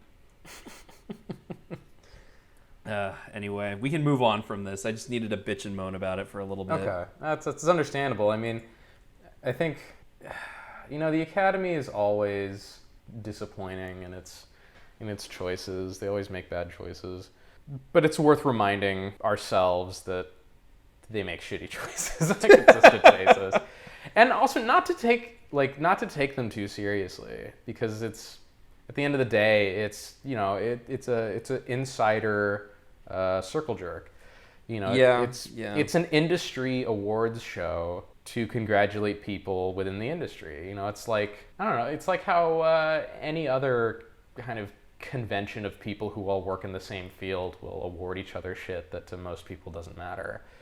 Like, I'm sure there's awards for lawyers and for financial professionals and fucking plumbers, you know, like, because there's all these, you know, there's for every job, there's an association of people who do that job, and they will inevitably have a convention, and at that convention, someone will get an award. That's how at least America works. So, you know, this is just the movie version of that, and I don't think, you know, it's wasteful to get too worked up over it, just because it is kind of meaningless, but understandably frustrating, because, you know, some of these choices are pretty bad. Well, I agree with you, and I think though it's different than other awards because it's hit a certain saturation point. Like, yeah, you know, we don't talk about the BAFTAs, which, by the way, whoever wins Best Picture in the BAFTAs, I think is going to win Best Picture here. For those at home who give two shits, but I really think 1917 is just going to sweep everything unless there's some sort of really weird come from behind victory for like Parasite or Joker or something like that. But the networks make a big deal about it. The internet makes a big deal about it. Well, and the internet makes a big deal about everything. True. The internet is an engine designed to make a big deal out of things. But you don't see this level of like we need validation from the Golden Globes.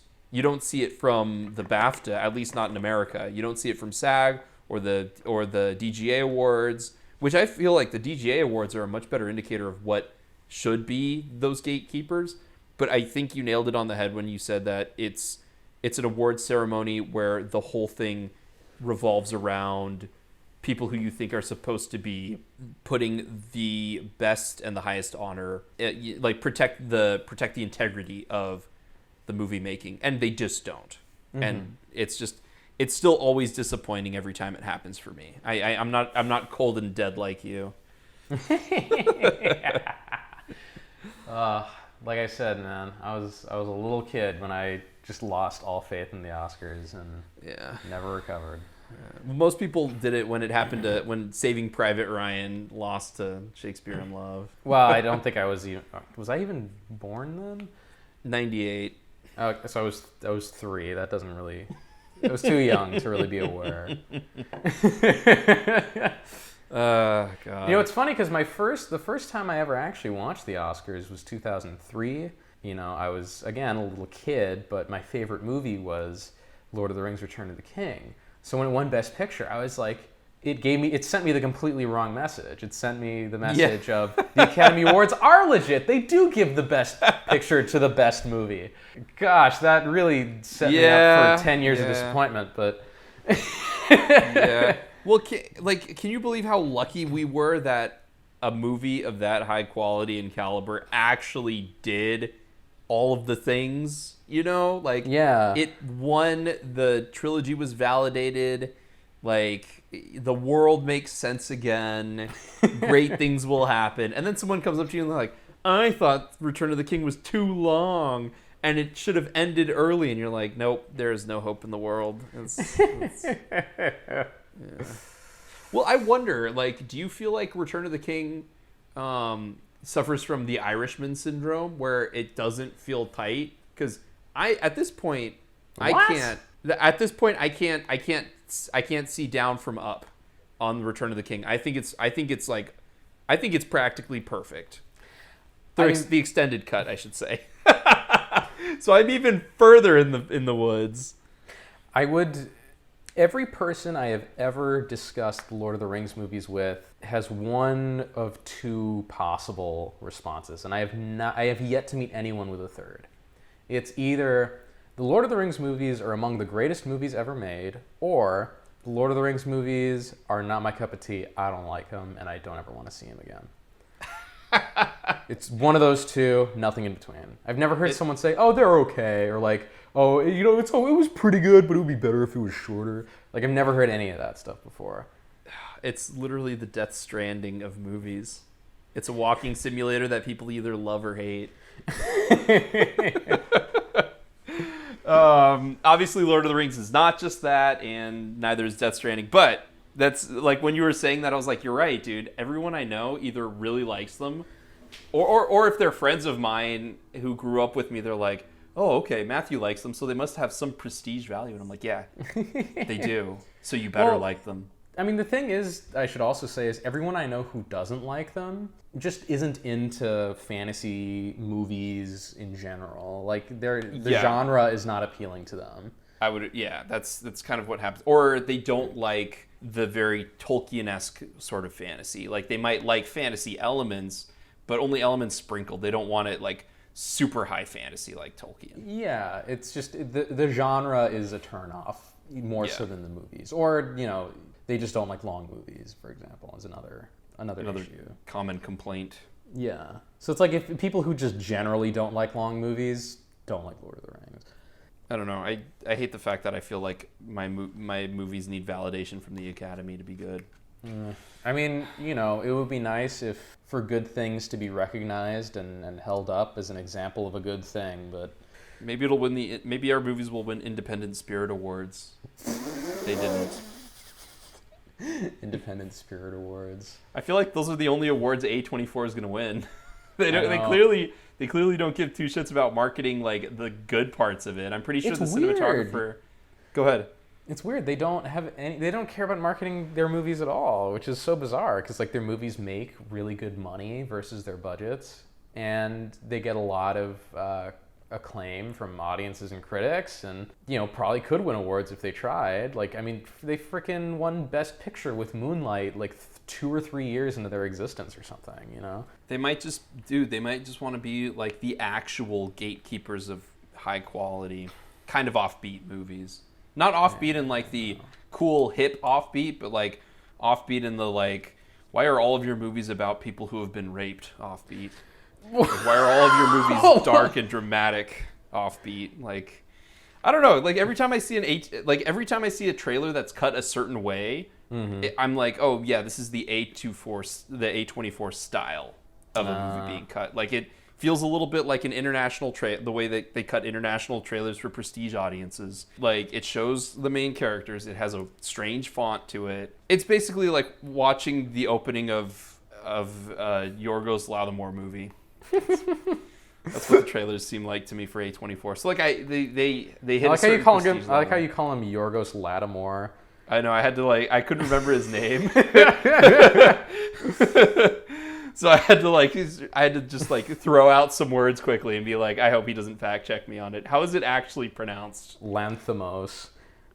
Yeah, God. I've got Lanthimos, Yorgos Lanthimos, sir. Oh, yeah, it's whatever. He probably doesn't give a shit. Probably not. I'm actually he probably surprised gets it he all the didn't have a movie time for from people in Hollywood. Yeah, if this were the 40s, he would have changed his name by now. Oh yeah, To, like- he'd be like Yancey Latterman or something. Yancey Yancey Letterman, that'd be funny. Are you related to David? Huh? This is the 40s. Is David even famous?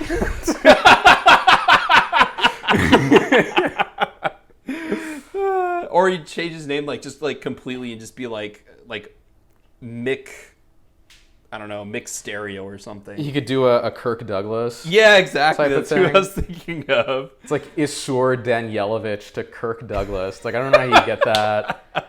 Or the other weird one is Archibald Leach to Cary Grant. Yeah. You know what's No weird? one's going to go to a movie with the name Archibald in it. Yeah, well, it's weird because I always get Cary Grant and Clark Gable mixed up because it's both CGs. Yeah. But it's always weird Clark because Gable was the closet homosexual. Anyway, I thought that go was on. Cary Grant. Oh, God. Really? Wow. I don't know. Maybe they are the same person. Holy shit. Well, the thing with Clark Gable's actual name is Clark Gable. Oh, my God. Really? Yeah. And then Cary Grant's actual name is Archibald Leach. Which is probably the most British name I've ever heard. I know, and people always forget that he is British. Which is baffling to me. Yeah. Like, how do you forget? Everyone's like, well, because he's just, I don't know, he always plays Americans who have British accents for no reason. You know? Like in every Alfred Cheerio, Hitchcock good movie, he chap. plays How an did you like American the guy. Yankees game that I went to you with? I've been rooting for the Yankees my whole life. Good sport. Haven't you? What? Oh yes, I sure do love baseball. That Babe Ruth is quite a character, don't you think? I love it when they smack that ball with the wooden mallet. Oh, it's so grand. What the hell, dude? Yeah. Like, I'm pretty sure North by Northwest, his character is American, but he's like, you know, but he's British as can be. the British as fuck, man. Well, I mean, that's part of his charm too, is that he's, it's like, oh, he's British, he's so like, I don't know, classy or whatever. Yeah, but he's playing an But he's playing an American. But there's also like that whole elocution thing that they did back then, where everyone kind of had to have a weird fake British accent. They called it the Mid-Atlantic accent, I think. Yeah, because it's like, someone was, the only people who would have that accent are people born halfway between Britain and America. But the weird thing is I think Cary Grant is the one person in the universe where the Mid-Atlantic accent is his normal accent. It's not some like put on that was taught to them by an elocution coach. Listeners at home, if you don't know what the Mid-Atlantic accent sounds like, watch episode 4, A New Hope of Star Wars, because that's what Carrie Fisher goes in and out of the entire movie. Well, it's just like, it's like how we imagine old movies. Yes, that too. Yes, darling, I'll always be with you. Like that way of talking, that's the Mid-Atlantic accent. It's kind of like how we imagine everyone in the 40s talked with like that radio announcer voice. And like everyone like interrupted everyone else because of His Girl Friday, so we all just think everyone in the 40s was just like super snappy and super witty.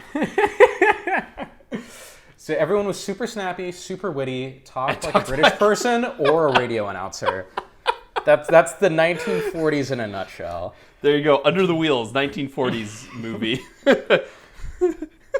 So have a British person. Oh, I really enjoyed watching that game of American football that we saw when the quarterback went back 5 yards and threw a deep one in the corner pocket to the corner pocket into the end of the zone and scored one of them touchdowns. I really rallied high, Terrio, man. Oh no. Have you heard they're going to replace the leather helmets with plastic ones? Plastic helmets? That's Absurd. bollocks! The Guy Ritchie version of an American movie where British people are playing football. Let's get Guy Ritchie's Any Given Sunday. There we go. Oh, man. Did you see Hail Caesar? Yes, I did. Everything we were talking about makes me think of Hail Caesar. So maybe we should go into our best. Maybe we should go into our best of the decade list. You know what? That's the thing. Hail Caesar, everyone talks like a 1940s radio announcer. I feel like the more But I that mean, that's watch part it, of I think the Coen brothers, That's part of the stylization of everything. I feel like it's, how we were talking about like movies that Academy Award, like the Academy Award winning movie, it takes place in the 1930s. It's about Hollywood. It has dramatic blah, blah, blah, blah, blah. Anti-communist sentiments. Like, I feel like Hail Caesar is a direct insult of all of the things that make an Academy Award winning movie. Oh, totally. And anyway, I'm sure we'll get to it because it's one of my favorite movies of the last 10 years. So the best of the decade. Should we just do it in our two different formats? Because it might just be easiest. I think so. Yeah. What year does your number 10 movie start in? My number 10 movie is from the year 2014. Okay, we'll start there. Oh, fuck. Sorry, I hit my headphones. Make sure they're plugged in. There we go. 2014. You want to start or do you want me to? You can start, I guess. I mean, I think we'll both have the same number one. What's your number one? For the decade. Oh, actually, wait. No, I don't want to know. Fuck. I don't want to know. Yeah, you're right. We will have... You know what? Yeah, you're right. By default, we will have the same number one. Why don't we start there? Why don't we just start with number one? No, let's save this. Okay, we'll save it. We'll save it. So your methodology is you did your favorite movie from every year. I did. All right, and then mine is my 10 favorite movies from the collective 10 years. Yes. So my favorite movie of 2014 was The Raid 2. Yay, that's my number 10. Oh my god, really? Yeah. Yes, dude, it's happening. I thought you said oh wow. Okay, all right. I have a handful of movies. If that's your number 10 movie in 2014, and 2014 was a surprisingly good year, I think we're in for quite a ride. Which I find funny because I feel like The Raid 2 is one of the best 10 movies of the is one of the best movies of the decade. Bar none. It's probably in the top 5 for me, actually. I don't think any other movie had been as influential, both because it takes everything cool from The Raid with the fight scenes, but also it adds this sort of like much more me style tone and tempo to the movie. Yeah. Everything's shot a lot better. The story is kind of goofy. Well, not goofy. The story is kind of cliched, but it's still a lot of fun, and the fight scenes are I'm going to say the fight scenes are revolutionary because everyone started copying The Raid 2 after it came out. Oh, absolutely revolutionary. The Raid is, the film that set sail 1,000 ships. Everyone started imitating it after it came out. And The Raid 2 is the first Raid with everything good done better and none of the problems. Except I remember I was disappointed by The Raid 2 when I first saw it in theaters. Really? Yeah. I know some people who were disappointed by it or didn't think it was as good as the first one. It's grown in my mind, and I watch it more than the first one. The first one's a lot harder to watch for me now because it's so low budget, and it's like the camera that it was shot on is just like so janky. Whereas The Raid 2, they had the budget, but The Raid is just such a tight story. Like there's almost no fat in it, and the fat is like plot that they have to move the story forward. You see, I kind of feel differently. I think that, The Raid 2 is definitely longer, but I feel like The Raid just stops dead to get story shit out of the way. Whereas The Raid 2 keeps moving. That's true, but that's because they have different tempos. Like if the tempos of the plot dump scenes had the same sort of rhythm as the action scenes and the same vitality, then that would be different. But in The Raid, they have those story breaks to make sure that the audience can breathe. Like when The scene that always sticks out in my mind as the worst in the original Raid movie is when Rama's talking to his brother in the middle of the movie. Andy! That's my least favorite scene where they're just like, Dad wants you back. I have a kid. You're an uncle. And they're like, oh, okay, we're talking now, but everyone's breathing because we all need to like exhale a little bit before the next batshit and bonkers thing happens. I know. It's also weird that they're brothers and they look nothing alike.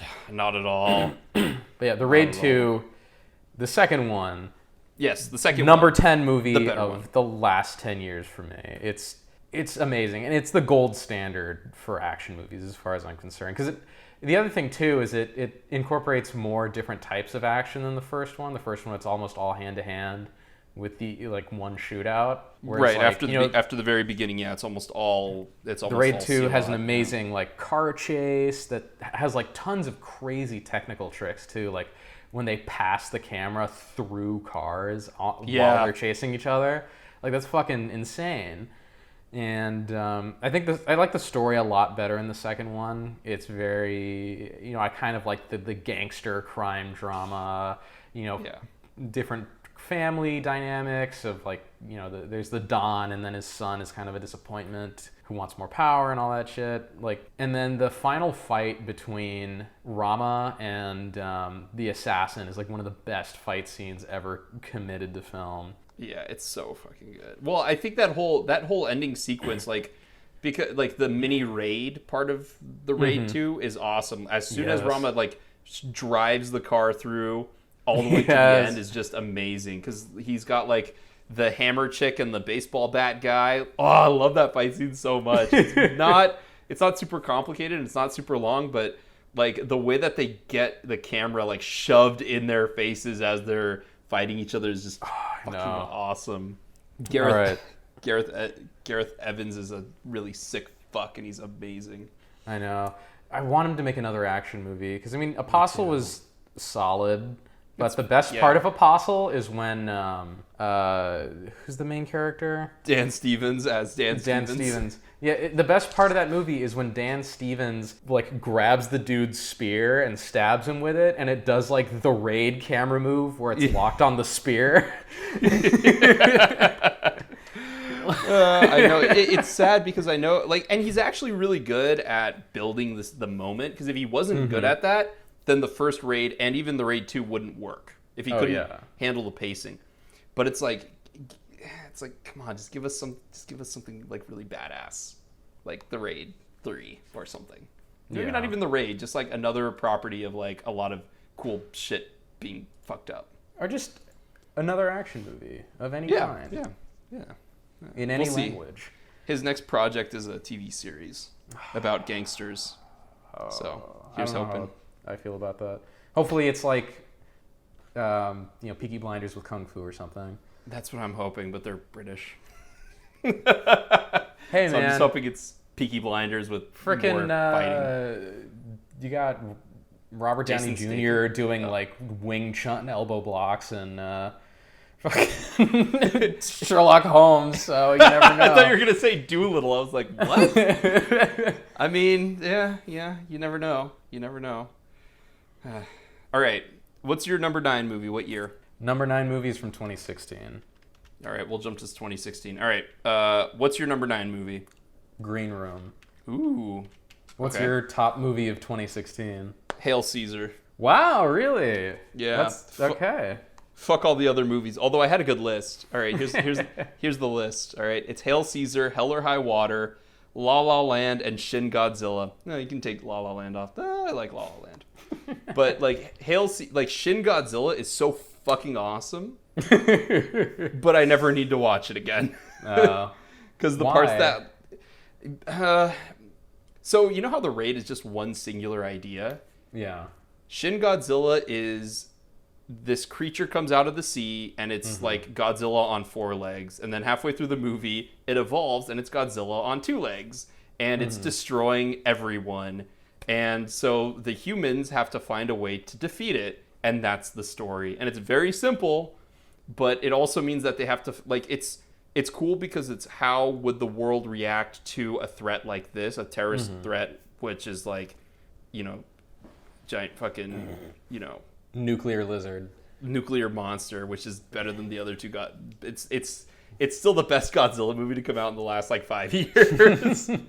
But it's also kind of okay, now that I've seen it, I don't need to see it again. I don't need to see all the people running around scrambling, not knowing what to do. It just kind of it makes me uninterested in watching it, even though the scenes where Godzilla is running around blowing everything up are awesome. So, what makes Hail Caesar your best movie of 2016? Well, because I really love Hail Caesar. It's partially because I think it's just a very easy watch. I can just put it on and forget about everything. I can put it on while I work. I can put it on and just pay attention to it. I like the way it makes fun of Hollywood, but also is kind of an homage to it. Yeah. I like the characterization of a lot of the characters, especially how Alden Ehrenreich's character basically becomes the hero in the second half of the movie, because he's he's a total nitwit. He just can't. He's good at what he does, which is do cowboy things and do action scenes and stuff like that. Would that it were so simple. Would that it were. Would that it were. Would that it were. Would that it were. He's really good in it. That scene is funny. All of the little vignette scenes of it, and all the musical numbers I find really funny. But it's just every time I think about it, I'm just I can just put it on. And I'll get something new out of it. I always find the scene where he's talking with the religious figures really entertaining. He's do we have a good representation of all religious figures? And it's what did you think of this? What did you think of the script? It was all right. I mean, religious-wise, religion-wise. Well, we do not believe in we do not believe in the Nazarene. All of that shit. I always think about it, and I always think is funny. The stuff with George Clooney where they're having this sophisticated conversation about the dialectic, and he's that reminds me of that one time and he's just the biggest idiot ever. Mm-hmm. So all of that stuff is funny to me. George Clooney is he's kind of the last old school movie star. And then he has that vibe about him, but he also is he's kind of like a Humphrey Bogart, where he can only really play one character, but he plays that character really, really well. And that character is the boss. He's always the man in charge type of guy. Mm-hmm. And it's funny how he plays the dumbass version of that in Hail Caesar. In all the Coen brother movies, he's always he's always kind of buffoonish. Which is great. He does that really well. Well, yeah, but he's the buffoonish version of the character that he plays in every movie. Yeah. Well, and also Clancy Brown makes an appearance in there. I was Clancy Brown's alive. And he's Appolitus, come here. And it's he gets to share scenes with George Clooney, and he's, I don't know, just and maybe it's because I'm a stooge for the same kind of Oscar bait movies that all Oscar bait people are for, but I love all of the joking around with the Hollywood stuff, even though I know that their pretend Hollywood studio is a studio that simultaneously exists in 1920, 1940, and 1960, all at the same time. None of the movies that they have greenlit and are producing take place in one specific year. This isn't what they were doing in the movies at the time. In the movies. So that's why I like Hail Caesar. In the pictures. That's right. Oh, I make pictures, Yeah, so Green Room is the first of two 2016 movies on my top 10 list. In the same way that I think The Raid 2 is kind of the gold standard for action movies, Green Room is the gold standard for thrillers. It's so fucking intense, and it's one of those movies where you watch it and you're almost exhausted afterwards, where you're holy fuck, you feel like you've been put through the ringer, the same way those characters are. And there's very few movies that can do it the way that Green Room does, where it's the way Jeremy Saulnier controls the information that's given to the audience is so masterful that you legitimately have no fucking clue what's about to happen, and you're always just terrified, oh fuck, what about? Mm-hmm. And every time you think oh, okay, I think I can see where this is going, it just does a complete 180, and is like, nope, you were wrong. Yeah. And Fucking dogs. the fucking dogs, man. Fucking dogs. Or like when the one guy like turns against the other neo-Nazis, he's like, I'm gonna help you guys get out of here, and then just immediately gets killed. And just like, oh fuck, retreat. Like, that's brilliant. The whole movie is brilliant, and it's unfortunately, I think, set my expectations a little too high for Jeremy Saulnier because I've been disappointed by some of his more recent efforts. Yeah. But yeah, Green Room is just an absolute masterpiece. It's so intense. It's so just viscerally gripping, and it's I think what every thriller, every real thriller should aspire to be. Well, it builds perfectly too. Mm-hmm. Like, the mood is set really. That's the thing. It's amazing how he's able to set the mood as soon as the movie starts. Oh yeah. Like, as soon as the movie started, I was already on edge, and I didn't have to worry about being on edge for another 5 minutes, 10 minutes. Dude, the trailer for that movie like blew my mind too, because I went to see The Witch or something, and I guess I know what the other movie on your 2016 list is. It's not The Witch, oddly enough. Oh, The it Witch didn't come... just missed. Oh wow, okay, all right. I went to see like The Witch or something, and this trailer comes on where it's like Anton Yelchin talking about, it's like, the feeling of live music, like there's nothing like it, man, like you gotta be it. And it's like, oh, this is some like stupid indie like, band movie, and then it immediately goes to like some dude like murdering a girl. They're like, oh shit, what do we do? And then they're like, kill the band is witnesses, and Patrick Stewart's like this evil Nazi, and you're like, what the fuck is going on? So the trailer definitely caught my attention, yeah. But when I actually saw the movie, I'm like, holy fuck, this is so much better than I ever could have imagined. Yeah, it didn't disappoint. I need to rewatch it because I watched like a DVD copy. I didn't get to see it in theaters. I had to watch like a DVD copy of the movie on my PlayStation while I was like, half dead from work. So, which is kind of the same thing for The Witch. So I definitely want to give it another go because like, I love the fact that he can't figure out if he was on if he's on a desert island and he could only have one band or one album to listen to, one song, and he can't figure it out through the entire movie. And I'm like, oh, I know this is going to be a recurring element of it. And I love the ending of that too, where he's like, I think I know what my desert island record is, and then the chick's just like, who the fuck cares? I'm not a huge fan of Imogen Poots, but I'll look past that. It's awesome. Green Room's awesome, especially when he like starts mauling people with a fucking machete with his like half on hand. I know, throughout most dude. of the movie. God! When he puts his hand through the door, it's like one of the craziest moments in film history. It's so gnarly. It's so fucking gnarly. Oh, it's so good. Because like, awesome. It's one of those movies that was interesting all the way up until that point, and then when that happened, you're like, oh, it's on. It is on. Yeah. Like, the real movie has begun now. So yeah, Green Room number 9. Nice. What year was your number 8 movie? 2018. 2018. Okay, I'm gonna give you one movie, but then if I really decide that there's nothing I can find, no. All right. 2018, it was basically torn between Mission Impossible Fallout and You Were Never Really Here. Oh wow. What was your number? What was your 2018? Number 8 on my list is 2018's Annihilation. Nice. You want to go first?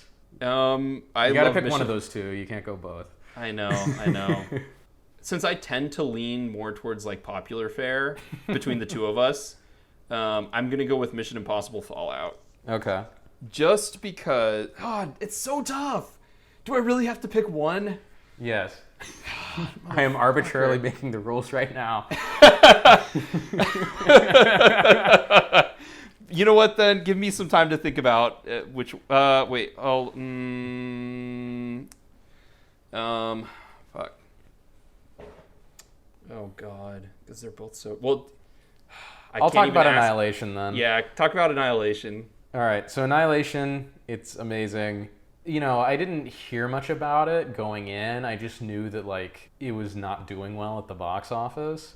Yeah, it's but I really wanted to see it because I liked Ex Machina quite a bit, and this also looked very interesting. And the movie fucking blew my mind, man. Like I don't know, I had like chills running through my entire body for the last 30 minutes of it. Like it's so visceral. Again, it's a very viscerally powerful movie. It's one of those movies that just it captured my attention in a way that's hard to describe. And just the audiovisual spectacle of everything was so immense that it's kind of hard to compare it to a lot of other stuff you see now. It's also weird because it's just so unique. It is, Like, yeah. It takes a lot of familiar tropes, but it twists everything to feel unique. Well, twists, I think, being the operative word, because it's It twists like an intestine on your spine. Exactly. Well, it's got. I mean, I love body horror movies, but it takes like every body horror trope and really runs with it and does something really unique and special. The bear, I was kind of disappointed. Like, the bear is so fucking terrifying in that movie, but I was kind of disappointed to see that because I had an idea for something like that maybe a year or two before I saw the movie. And I'm like, shit, they did it already. They beat me to it. But I don't know, it's so good. It's so, because it's like, I mean, the whole movie is about how our sense of the world and how our sense of what's real and what's normal can essentially get turned inside out in every possible way, Like, not only are these people in their environment being physically twisted around and turned inside out, and that produces there's a lot of great production design that goes into that. Yeah. But it's also like their relationships to each other and their sense of identity about themselves gets like warped and turned inside out as well. And then like the last half hour of that movie is some of those most amazing filmmaking ever. Like there's no talking. It's all just like sounds. Okay. Well, there's almost no talking. It's I all know what just you're talking- sounds yeah. and images, and kind of like the ending of The Lighthouse, but where The Lighthouse ending was maybe 5 minutes long or whatever. That one moment where you open Yeah. the lantern. Yeah. This was like a half hour of that, which again is such an achievement, and that's why it's on the list. Annihilation is amazing. I realized that when I was making my top 10 list, I had up to 2017, and I didn't look at 2018 or 2019. So I skipped over Annihilation, but that was one of those things that I was so glad I got to see it in theaters, even if that last half hour basically blew out my eardrums. Oh yeah, but you have to have it with those big speakers like rattling your chair in the theater. The whole movie's just it's a throwback to like a great science fiction movie that you had to see it in theaters, because the moments where they're inside, when they infiltrate into past the giant rainbow wall and they start going inside, and you get this impending dread that you just can't get at home. You have to be in a theater, and like the silent moments when they're just reflecting on each other. It's such a large scale movie, and it's really good, if a little disgusting, but Well, but it's a body horror movie. well Of course, it's earned, going to be yeah. disgusting. Oh yeah. It's a very good hard sci-fi movie, which you don't. Definitely. I feel like it's hard to find good hard sci-fi. Well, I don't know if it's necessarily a hard sci-fi movie because it involves like aliens and shit, but it's a great sci-fi movie, and it's a great like large scale, not just visually, but sonically, thematically, narratively, Intellectually, an epic movie. Yeah, and a lot has been said about the ambiguous ending. Although I almost half expected you to chime in and be like, I don't think the ending's ambiguous, but I feel like unlike certain other movies, I feel like this one definitely earns its ambiguous ending. Well, so the thing with ambiguous endings is That you hate them? no, I think they're great. Me too. Not always, but usually they're pretty great. Good the thing with ambiguous endings. The thing with ambiguous endings, it's usually a signal to the viewer that the resolution for the story is not in a chronological event. That if you're looking to resolve everything just in terms of these are the events that happened, you're approaching the movie the wrong way, and you have to You have to approach you have to take on a different point of view. And I think that's the functional purpose of ambiguous endings. It's signaling to the viewer, take a different point of view with the movie than just a story view. You know, think about other things. Try to find meaning elsewhere. Because again, the movie is about how, you know, the world. I've heard the argument that it's, you know, it's about grief or whatever, but I think it's just any situation in which the world as we know it can suddenly become alien to us, which happens, you know. And on any time that you go through really extreme emotional stress, you know, I think it's a universal experience where the world just stops making sense. And I think that's kind of what the movie's about. You know, it's about these people who who already have been through a lot, so their perspective is a little warped, but now they go through something even more traumatizing to where everything that they took for granted about their existence is now unknown to them, and they're afraid of it. This is why I come to you. You're able to like take the unambiguous and give good meaning to it. I'll make a decision right now. I'm going to say that You Were Never Really Here was the movie of 2018. I was hoping you would say Mission Impossible Fallout because I want to hear what you have to say about Mission Impossible. But okay, You Were Never Really Here. Go. I can tell you about Mission Impossible Fallout too, but I think like I don't. It's funny because they both set with me in completely different ways. Yeah. But I think about Mission Impossible Fallout from like a technical and like a fun point of view. You Were Never Really Here is just a movie that had an idea, had a system, and just executed it perfectly. I think I like the fact that a lot of the action in the movie was downplayed, which made it feel more visceral. Like you see all of the action through either like security cameras or in brief glimpses here and there. Yeah. It had a very clear tone, kind of like how Green Room had a very clear tone that was established early. This movie literally starts with Joaquin Phoenix with a bag over his head. Yeah. And I'm like, Jesus Christ! I can't believe he lived after that. But I like the character that he creates. He feels like it feels like a spin on all of those action heroes who go out and get vengeance, or all those action heroes who are tasked with a mission. But like a realistic version. Like if you saw a guy like that in real life, like living next door to you, he would be disgusting. He would be fat. You would never want anything to really do with him. Yeah. But it just proves that like even disgusting people have souls. And I like the way that it was a very intimate story, but it had a grand scale as far as what was happening, because it was like a senator or whatever who was running this. It was basically Jeffrey Epstein. Senator Jeffrey Epstein. State Senator Jeffrey Epstein, but like they were able to keep it like really grounded, really personal, but also still that you get to feel that world around it. Yeah. Tone was good, acting was good, direction was fantastic. Yeah. The movie that Joaquin Phoenix, one of the two movies Joaquin Phoenix should have won the Academy Award for, but didn't. I mean, I love me some Joaquin Phoenix. I think, you know, You Were Never Really Here is probably the best directed and most artistically consistent movie that I like, but I'm not crazy about. Because it's, for like an action thriller, I wanted more action and thrills. Even though, like, from an artistic perspective, it makes sense that there isn't much of that. Because, you know, I think the way I saw it is the whole movie is about, Joaquin Phoenix's character clearly has very strong PTSD. He had a very traumatic childhood, which led into a very traumatic adulthood where he goes around like hunting pedophiles and stuff. Yeah. And, you know, he has to save this girl from her own traumatic childhood and metaphorically save himself, a very common trope. But, you know, it's a great directorial idea that his PTSD is built into how the movie's shot and edited, where, you know, his mind is screening out traumatic events. It's screening out violence so that he doesn't have to confront it.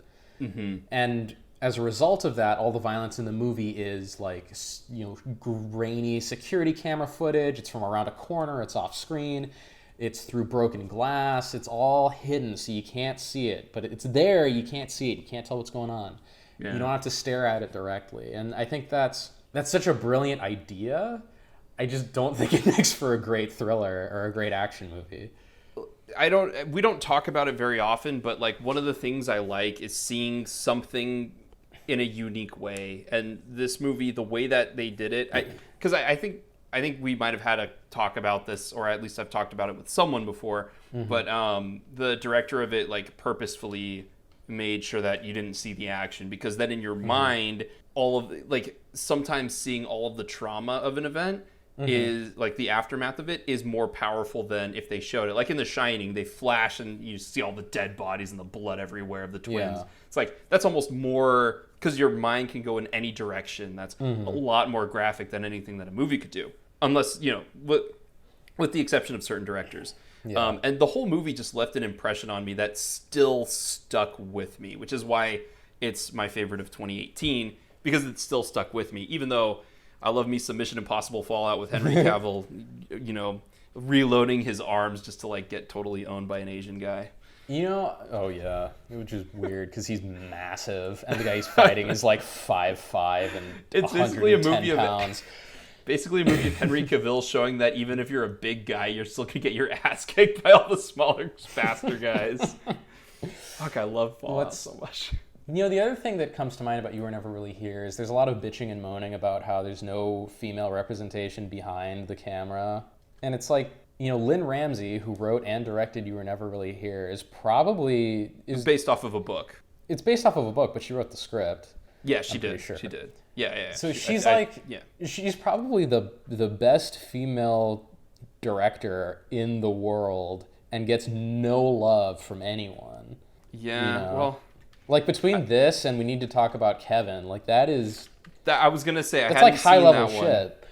Yeah, We Need to Talk About Kevin is an amazing movie. And again, the strength of her directing ability and her style is what carries it.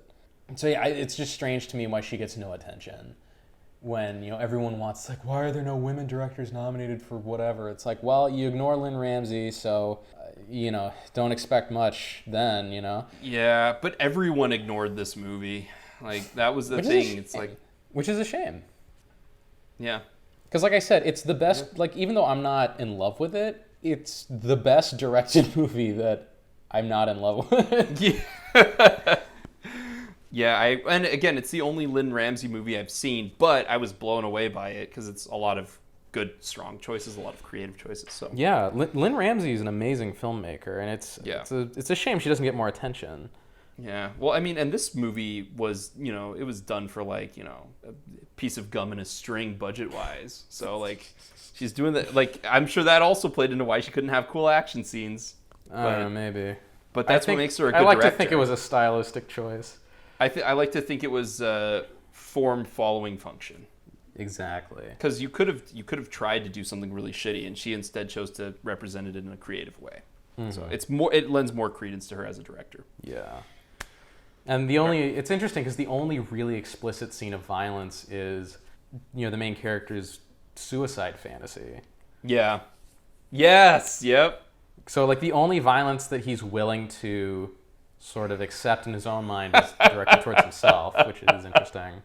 Again, like it's a really good like kind of subjective movie. It's a really good movie that gives you the world very specifically through the eyes of a single person, and not just a person, but a very damaged person.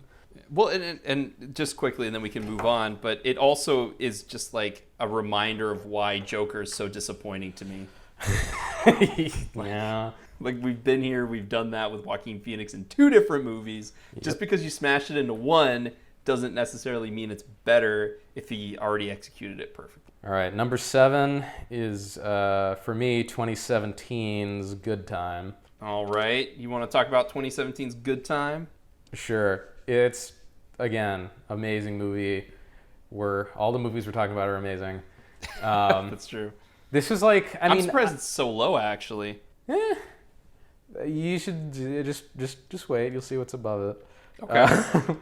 But yeah, it's just like it's everything that everyone says Uncut Gems is, but better. We are those guys. Yeah, well, we it's will just- find the movie that everyone thinks is the best and find the one before it that was better than that one. Yeah, I but know. But you had already known that. I already know that. I was an evangelist for Good Time since I saw it in theaters. But yeah, I mean, Bobby Pattinson, he's great as always. You know, completely vanishes into the character that he plays of this, you know, low-life criminal. I mean, the movie is ultra frantic in terms of its story, where it's just, you know, it's kind of like The First Pusher, like I mentioned at the beginning of the podcast. You know, it's one guy just continually trying to bluff his way out of a problem, only to bluff his way into a bigger problem. And it has the intense camera work, the amazing score from Daniel Lopatin to match. And it has all these great performances by like unknown kind of non-entity actors. Like, you know, the guy Ray who has the beat up face and tells like the really weird story that goes nowhere. He's the guy who falls over at the end. He's like climbing up the building at the end. Yeah. I was trying to figure out why he wasn't in Uncut Gems. Turns out the reason he's not in Uncut Gems is because he isn't an actor. He's just some guy from New York that the Safdie brothers know, who's a drug addict. And the reason he's not in Uncut Gems is because he's back in jail. Dude, if you only knew. That whole movie is nuts. Like like running through the mall with real people, even though they got permits and everything. They're like, just keep the mall open, and we'll just have Robert Pattinson running through the mall, and no one's gonna notice it's him. They got permits and then showed up without telling anybody, and shot the scene. That's so awesome. Like, they shot the scene as if they didn't have permits, but they got permits. Yeah, they're like, we covered our backs, but they're Well, and it's also like, it's very. I thought the ending was like. I think the movie's very touching as well, in a way that a lot of similar movies maybe just be really cynical or not emotional in any way.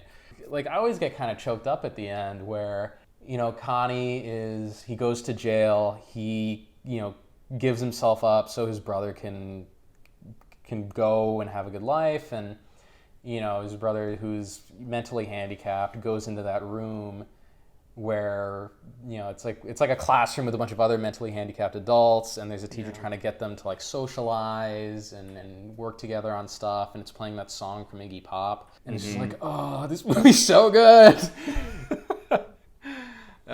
You and I definitely had different reactions to it. I still think about it, but I don't have the sort of absolute love for it that you do. Yeah, I love that but movie so much. I will say this. I know that you like the camera work. Mm-hmm. I know that you like the camera work in it. I can't stand it, and I can It's see a how huge that would. turnoff for a lot of people. I know Austin hates it too. It's too suffocating to me, which is the point. It's the point of it. Exactly. I understand. Well, it's like the obscuring the violence in You Were Never Really Here. Like, I know that's the point. I just don't like it. Different strokes for different folks. Mm-hmm. And it's just, you know, a good time. It's also that kind of timeless story of a bad guy who has to sort of let go of his own ego in order to save someone else who's not as far down the path that they are. You know, just like You Were Never Really Here, just like Taxi Driver, just like all these other movies. Yeah. And that narrative to me is never not interesting, even if it is kind of cliched at this point. I will say, after I read your review of it on underthewheels.blogspot.com/blog, where you can find a review for Good Time as well as other movie reviews and articles. Your review for Good Time at that website actually made me want to go back and rewatch the movie, because I was like, oh man, good. you literally sell tickets for this movie. Like, you could sell tickets for this movie. I mean, that's what I was trying to do. Whenever I write a really glowing review of something, it's because I think it's really great, and I really want other people to check it out. I'm not one of those guys who only likes obscure shit because I want to seem cool or whatever. Like, I want Good Time to be a big box office hit that everyone's seen, you know? Yeah. Because I think it deserves that. I want Green Room to be a big box office smash that everyone's seen and everyone's talking about. You're single-handedly trying to change filmmaking viewing culture. It's a war of one, Gabe. War of one. Would that it were so simple.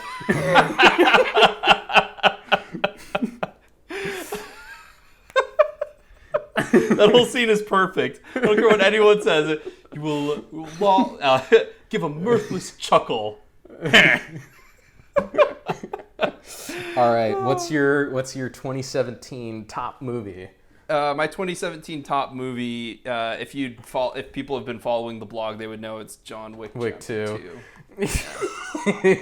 I mean, that's my second favorite movie from 2017. I know, it's just so good. I mean, the thing is, like, with hindsight, certain things come to light, right? So, like, I still love John Wick Chapter 2, but at this point, I've seen Lost City of Z twice. I own a copy of Dunkirk. Those movies are almost neck and neck with John Wick 2 as far as Best Picture, especially Lost City of Z, maybe because I just really like Charlie Hunnam. But also the movie itself is just a really great epic, also starring Robert Pattinson.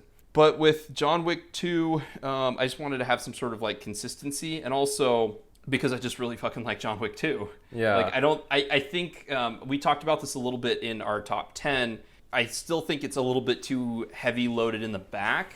And there's not enough that really happens in the middle that is action oriented. Yeah. But it strikes that perfect balance of too much perfect amount of world building, perfect amount of keeping it personal.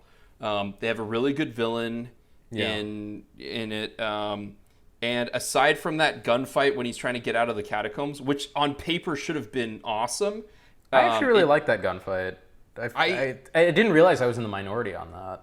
I don't know if you're in the minority on it all the way, but it definitely just, I wish it were lit a bit more like the scene at the nightclub in John Wick Chapter 2, which I think, or in John Wick, which I think is what they were going for, but didn't quite get.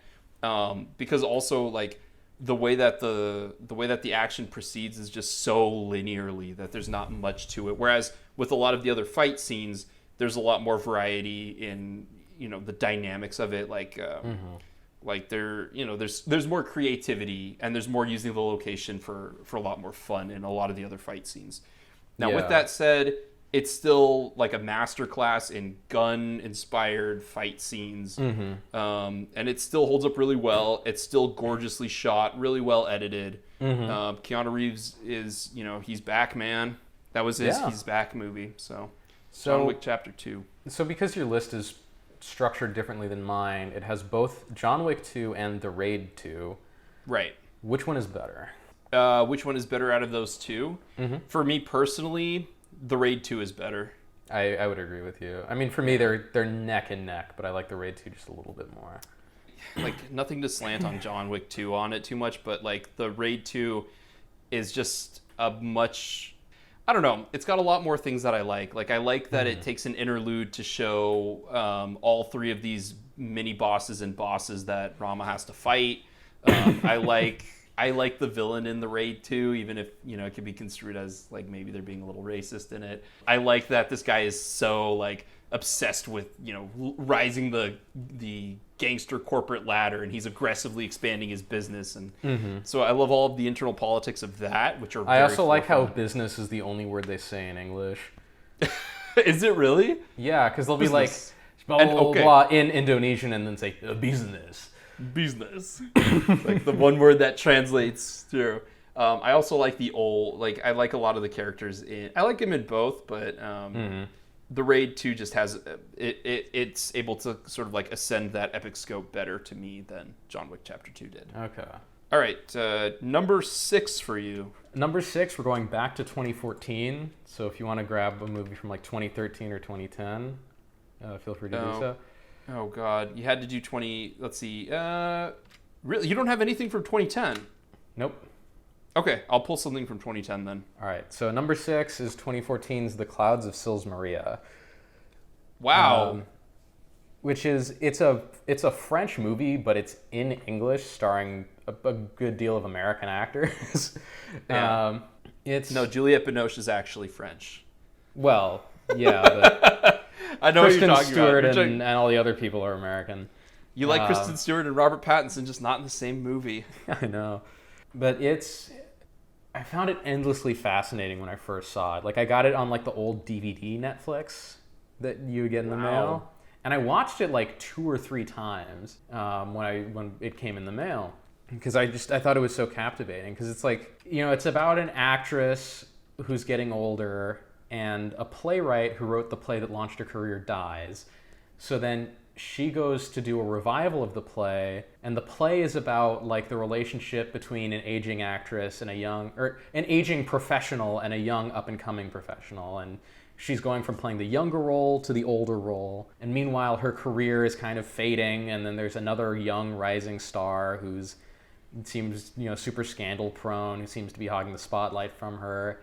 And it's one of these movies where it's like every aspect of this woman's life is constantly being doubled and tripled and quadrupled and replayed in different arenas and in different ways as she tries to make sense of her own place in the world during this time of transition in her life.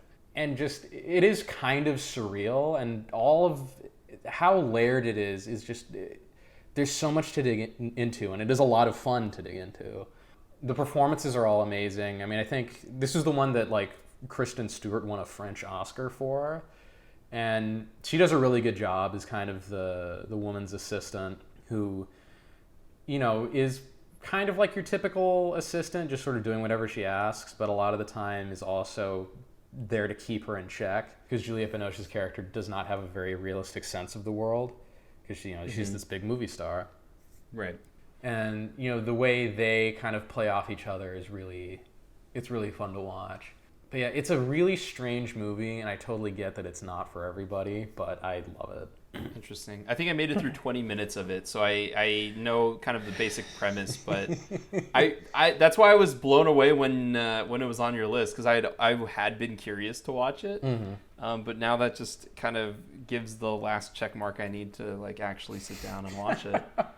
That's cool. Yeah, it's really good. It's like reading a really good novel in a way. It's a very literary kind of story that it's telling. Yeah, and a lot of the narrative devices it uses are more common to literature than they are to film. Right. That's why I thought it was kind of interesting, and I love the whole idea of like, no, now the aging actress has to play the role that she was, the opposite of when she first started. She has now transitioned from being the young whippersnapper to the old professional who's fading into glory. Mm-hmm. Yeah, it seemed like a really interesting premise, but also seemed like a really slow movie. I didn't think it was that slow. I thought it kept a pretty tidy pace. Yeah, it's very dialogue heavy. Yes, that is very true. And so that kind of propels it forward. At least it's English dialogue. It's not subtitled. Yeah. I mean, I'd be fine if it was subtitled. I don't have a problem with that. But I would probably be like, clearly I don't, because I like the raid movies that have a ton of dialogue. For some reason. Action movie, like an action movie with a ton of dialogue. I'm going to go 2010. And my favorite movie of 2010 was actually The Social Network. Ooh. Yeah. You were a big proponent of The Social Network a long time before anyone was really... Like, I think there's kind of some revisionist history with that movie, where it's like when it came out, everyone thought it was good. And now everyone's like, oh, Social Network is a masterpiece. Meanwhile, you were like, Social Network is a masterpiece way before anyone else I'd ever heard say that. I will say that that was the same year that True Grit came out. Is that right? Yes. Okay, so I will say that True Grit if I had the eyes that I have now back then, I probably would have gone True Grit. Mm-hmm. There was a little bit too much like, oh, True Grit isn't gritty enough for me at the time, but I fucking love True Grit now. I think it's almost the perfect movie. But The Social Network is actually a perfect movie for me. It was a perfect movie the second time I saw it because everything clicked perfectly. Great script by Aaron Sorkin, which was naturally recognized. Fantastic direction by David Fincher, which was not recognized. It should have won the Academy Award for Best Picture that year, or David Fincher should have won for Best Director, and then Milquetoast, The King's Speech, could have won Best Picture. That's how it should have gone. But unfortunately, the Academy of voters are conservative, I guess, old and lazy. But The Social Network is the movie that pushed everyone into feeling comfortable that they could shoot digital. Like, first and foremost, after Slumdog Millionaire, The Social Network is, if not the second most, it is the most important movie in moving movies towards digital. It also legitimized... More important than Zodiac? Was Zodiac shot digitally? Yes, sir. Oh. It was the first movie shot on a red camera. Wow. I think. The Social Network is the movie that gave people confidence that they could continue, that they really could do it. Because you see, like, you don't really see people shooting on red until after Social Network. Then all of a sudden you have The Hobbits being shot on a red camera. That's the movie that I think for a lot of people it legitimized it. It might have been Zodiac, but the Social Network made people comfortable with sort of like a washed out kind of look that it became kind of pervasive for a little while and people still think is a good look. It's only good in certain contexts. Like a David Fincher movie. Like a David Fincher movie. I mean, that is his style. Yeah. It also made Jesse Eisenberg a legitimate actor in the populace's eyes. I think he was kind of seen as like the Kmart version of Michael Cera for a little while. Social Network was the movie that proved he could actually act. Social Network was the movie that regrettably put Andrew Garfield on the map for a time. Now it's good, but it's the movie that basically got him Spider-Man, better or worse. It's the movie that put Justin Timberlake on as a legitimate actor. The Social Network, I will go this far as to say that the Social Network made it so that Trent Reznor could have another career as a film composer. Trent Reznor and Atticus Ross. Yeah. So that elevated them. And it's a movie about a really boring topic told really entertainingly. And That's true. And it jumps back and forth between really it jumps back and forth in time, which is always fun. It also has some great like little cameos, like John Getz is in there. I'm like, yeah, John Getz, good on you, man. It also captured the time period really well that they were trying to go for. Like, I totally remember, like, I remember Silicon Valley back in 2004 to 2007. Yes, it demonized some characters unnecessarily. It made angels out of other characters who clearly weren't.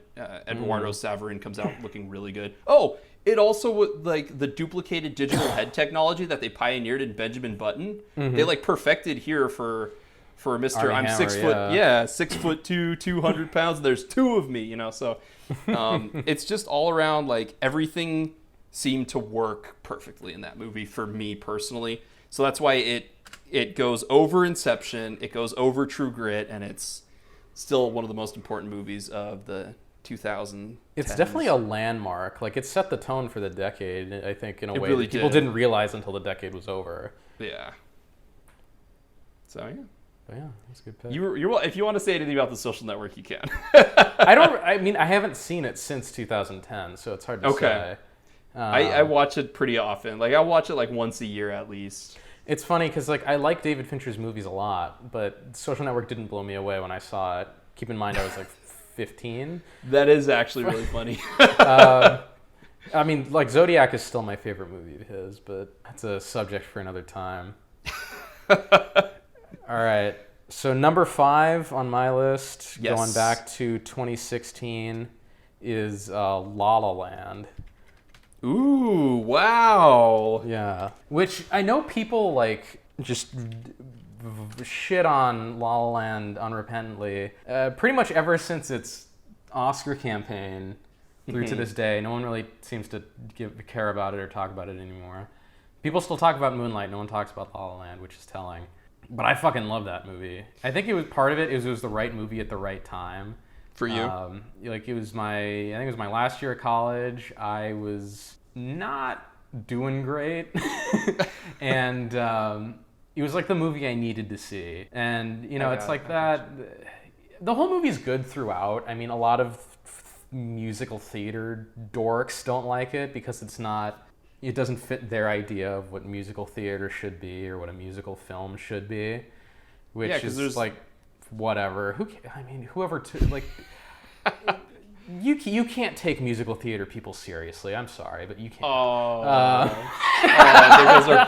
There goes our biggest demographic. I will say this talking about musical theater people.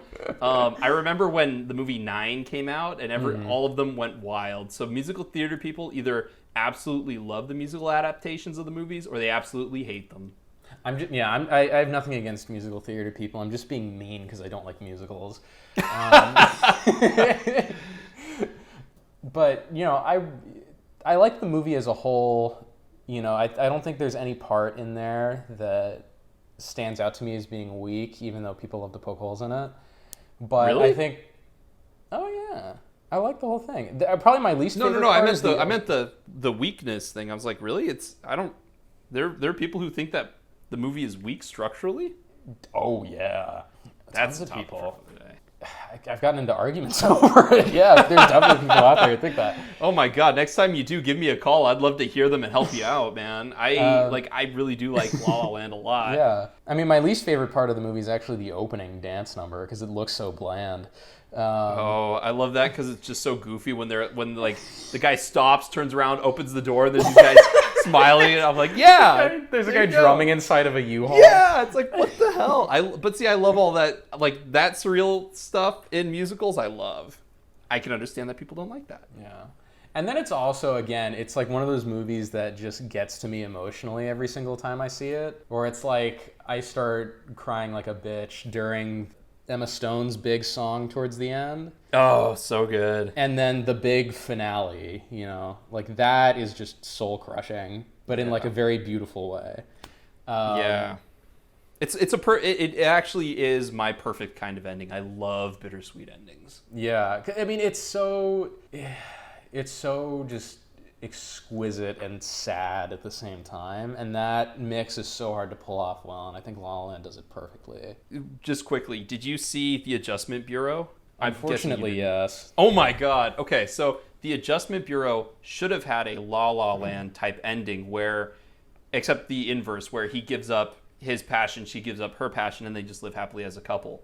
Mm-hmm. But because I guess some suit got in the way, the ending actually is he gives up his passion, she gives up her passion, and they're like, oh, we'll just give you everything you guys want. And I'm like, I've always hated that ending. I've always hated that movie. And I'm so glad that La La Land took it in a different but much more grounded direction. Yeah. Proceed. Yeah. But yeah, La La Land I think La La Land is a masterpiece, and I will fight anyone who says otherwise. A quick anecdote about La La Land. I was editing this feature film for a guy, and they didn't have the only one I've done, and they didn't shoot a lot of footage. They shot the whole movie in 5 days, so they didn't shoot a lot of footage. So there were a lot of scenes in the movie that all take place in one long shot. Mm-hmm. So I have to watch one take of these guys who don't really do a great job in this one shot of this movie, and then I went and watched La La Land, where there are a lot of scenes that take place in one take and one shot but they're fantastic performers. But that's what I unfortunately sometimes think about when I watch La La Land, which is kind of like, I kind of wish I hadn't watched La La Land right in the midst of editing that feature because of that. But with that said, the cinematography, well-earned Academy Award winning cinematography. Yes. Oh, yes. Although, it's weird that La La Land and Moonlight got put into this weird competition back in 2016, because they're both great movies. I don't understand why you guys got to fight, but I've said this before. I thought the story for Moonlight was really boring, but I thought all the technical aspects were really impressive, and the cinematography being one of them. So it's one of those things where if La La Land had lost the cinematography prize to Moonlight, I would not have complained. Yeah, I mean, it's funny because I watched Moonlight on DVD, and none of the cinematography looks as good when you're watching it in lower resolution. I saw Moonlight in the theater, and it was weird because everyone in the theater was crying when it was over, except for me. And except for me and my brother. And I turned to my brother and I was like, did I miss something? These people were so moved by this movie, and I'm just like, oh, it's pretty good. I don't want to sound racist here, but what was the demographic of the theater? I mean, the demographic of where I'm from. It's not very diverse, but I think what few black people are in my community, I think they showed up. Okay, right. Well, I've always been curious because I know one of the main reasons it's so tough is because of homosexuality in the black community, and how it's perceived. Which is something that I don't really know enough about to have that kind of a connection that kind of a reaction. Yeah. So it makes sense that they would find it a lot more meaningful than I would in that sense. Well, and then the other thing was that I didn't cry at the end, but I did find the ending very touching. I thought the ending was weird because like the main guy, Sharon or whatever his name is. Yeah. He confronts Kevin and he's like, look, like my life is a fucking disaster. Like I'm alone, I'm miserable, I'm in and out of jail, and it's all because you stabbed me in the back. Mm-hmm. And then Kevin's just like, hey, like he just shrugs and smiles like Fonzie, and then they're fine. Everything's fine after that. I'm like, how is that the resolution? I know. So it's funny. I didn't get that same feeling. I had this feeling of like one guy's life was ruined because of that moment. The other guy's life was also ruined because of that moment. Neither of them have ever been able to recover from that moment. They finally found common ground and have accepted that the only way for them to be happy in the shitty lives that they have is to try to be together. That's what I got out of it. Like the very long, drawn out, really awkward conversations where you could tell it was a play originally. Mm-hmm.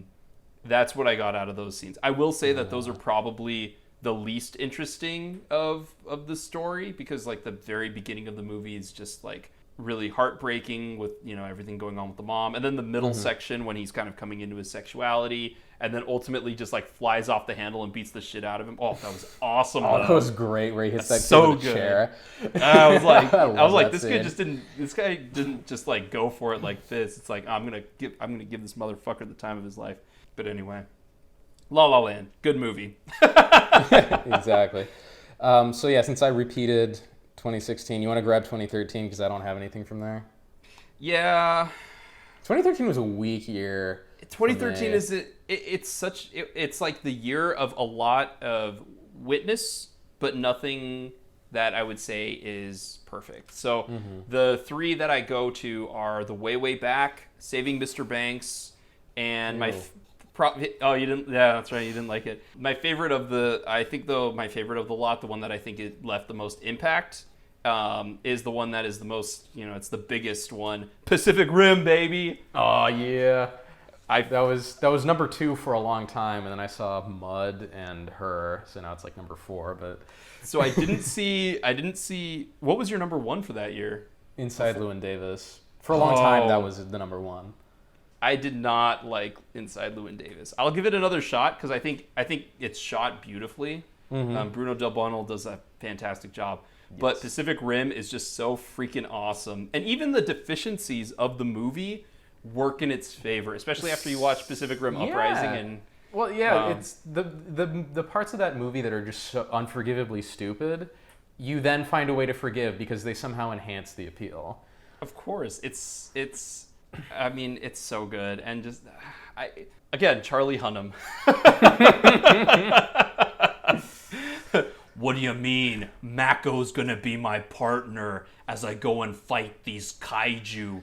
All right, Pentecost. Like, fuck, dude. Idris Elba in kind of like the other coming out party for people who didn't know who he was. Mm-hmm. Giant monsters fighting giant robots. Swords that come out of nowhere, except for plot convenience. He's atomic, so he goes atomic in the middle of the ocean. Fuck, dude, the movie's so good. There's yeah. Did you see it in 3D? Yes, I saw it in 3D. I saw some it in of the 2D. best 3D I've seen in a long time, because it's like there's that bit where I think they're fighting in Tokyo or something, or maybe it's Hong Kong. I think it's Shanghai actually. And Gypsy Danger has to fight that one kaiju in the middle of the city, and it rise up out of the ocean, and it's raining, and the robot shakes off the rain in 3D, and it looks so fucking good. Awesome. Well, the other thing is, for such a stupid movie, every single component of it was thoroughly thought out. You have a bunch of helicopters surrounding as some sort of light support or camera support, so that the people back home can see what's going on. The way that the drift works actually kind of makes sense, even if it's stupid. Even if it's a weird contrivance. Yeah, because we have to have everyone working as one. It's so great. And then It's just all the suiting up at the end. Fucking so good. All of the characters have, like, even though they're kind of like really dumb character moments, they each have character moments. And Yeah. you can't drift with a kaiju brain, but together we can. Like, oh yeah, dude, it's awesome. It's like fan service. It's like 100% fan service done right, but it's also aware enough that it doesn't take itself too seriously. Well, it's interesting you say fan service because it's got a lot of fan service for a thing that has no fans. Like it didn't have a built-in fan base. It was like a new IP, but somehow created its own fan service within the runtime of the movie. Yeah, exactly. Like all of the, well, it doesn't. I mean, they also build up the world to like give you the image that there is, you know, a built-in fan base of these guys. And Ron Perlman's in it. How could I forget about Ron Perlman? What's a Guillermo del Toro movie without Ron Perlman or Doug Jones? Yeah. Was Doug Jones in this one? He wasn't, but yeah. Well, you get one or the other. That's fine. Because look at Shape of Water. Dude, Ron Perlman's been there since the beginning too, because he was like in Kronos speaking Spanish. Oh my god, dude. Ron Perlman's awesome. Yes. It's like you get Ron Perlman and Clancy Brown as like two cops together in a cop movie. I want to see that, dude. As like old retired cops. I still like, it's kind of like how I want Clancy Brown to play Lex Luthor in any future Justice League movies or whatever. Like I want Deathstroke to just be a body double, like a stunt man in a mask voiced by Ron Perlman. And then when he takes off his mask, you get that Irishman CG of Ron Perlman's head like awkwardly flickering on it. What's up? But yeah, dude, Pacific Rim. I haven't watched it in a while, and I need to get a copy of it so I can rewatch it because it's just so awesome. Yeah, it's awesome is definitely the way to describe it. It's not a good film. It's a good movie. Yes. It's not a great movie. It's an awesome movie. It's not a great film. It's an awesome movie. Yeah. Number 4 for me, I'm dipping back in. This is the third and final movie from 2014. Wow. So I have no 2019 movie on my list if you want to talk about 1917 again. Yeah, I'll give it a couple minutes and then that's it. Number 4 is It Follows. Okay. Which... That makes sense. Yeah. Yeah. It's a horror movie that I remember everyone talking about when it came out that no one has ever talked about since. Something about it seemed to really capture people's attention at that moment, and then it was just sort of forgotten. But it's really good, and it does supernatural horror, I think, in the best way possible, where like the subject of the movie is so horrifying that it almost can't be said out loud or shown on screen, but like everything is constantly hinting to it. And it's such an interesting movie. Like it's obviously very well made, it's very scary, it's very atmospheric and moody, the performances are all good, it's very aesthetically pleasing or displeasing when it needs to be. And it's very rich in subtext, so there's a lot to kind of dig into. It's great fodder for, like, you know, you go see the movie and grab dinner after and you're talking about it all night long kind of thing. It's one of the only, it might be the only horror movie that I could say is like perfect in every way. Like it is a perfect movie. I absolutely adore it. I think it's amazing. I don't want to say too much because I know you haven't seen it. Yeah, I know. I've been really bad. Do you know if it's on Amazon? Do you know if it's on Prime? Dude, just buy a Blu-ray from Amazon and plug it into your PlayStation. That's what I do a lot of the time. If a movie is something I really like or that I have a feeling I'm really going to like, I just buy it. I should do that, especially there's like we won't go into that part. I do really want to see It Follows, but you're under the belief that the less I know, the better for the movie. Because there's some movies where the more you know, it doesn't make a difference on the impact. But it helps, I think, to have the movie's mysteries revealed to you firsthand rather than have anything explained to you ahead of time. Okay. And then you can always talk about it afterwards or look shit up on the internet or whatever. Okay. Because I think it's also one of those things where some of the more horrifying aspects are more horrifying if you come to realize them than if someone tells you, oh, this is what's happening. Okay. All right. I'll put it on my short list. So 2019,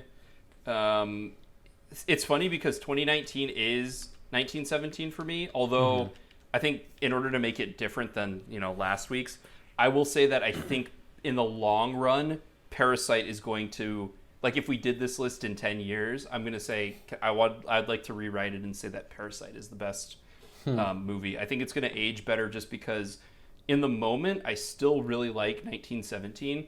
I still really like the circular ending. I like all of the cameos. All the camera work is great. All the little moments. Like, it kind of does that thing that I don't know if you like, but I like in movies when we talk about where it's like, man, I really don't want to live in that era.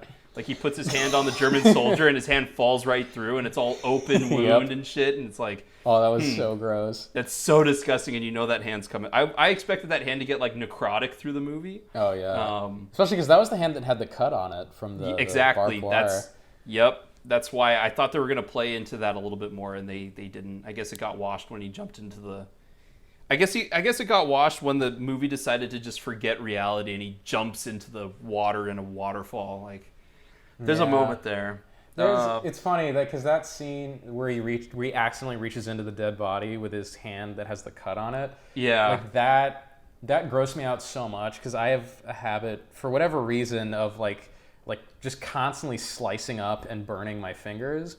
Oh. So I'm always paranoid about them getting like infected or caught in some shit.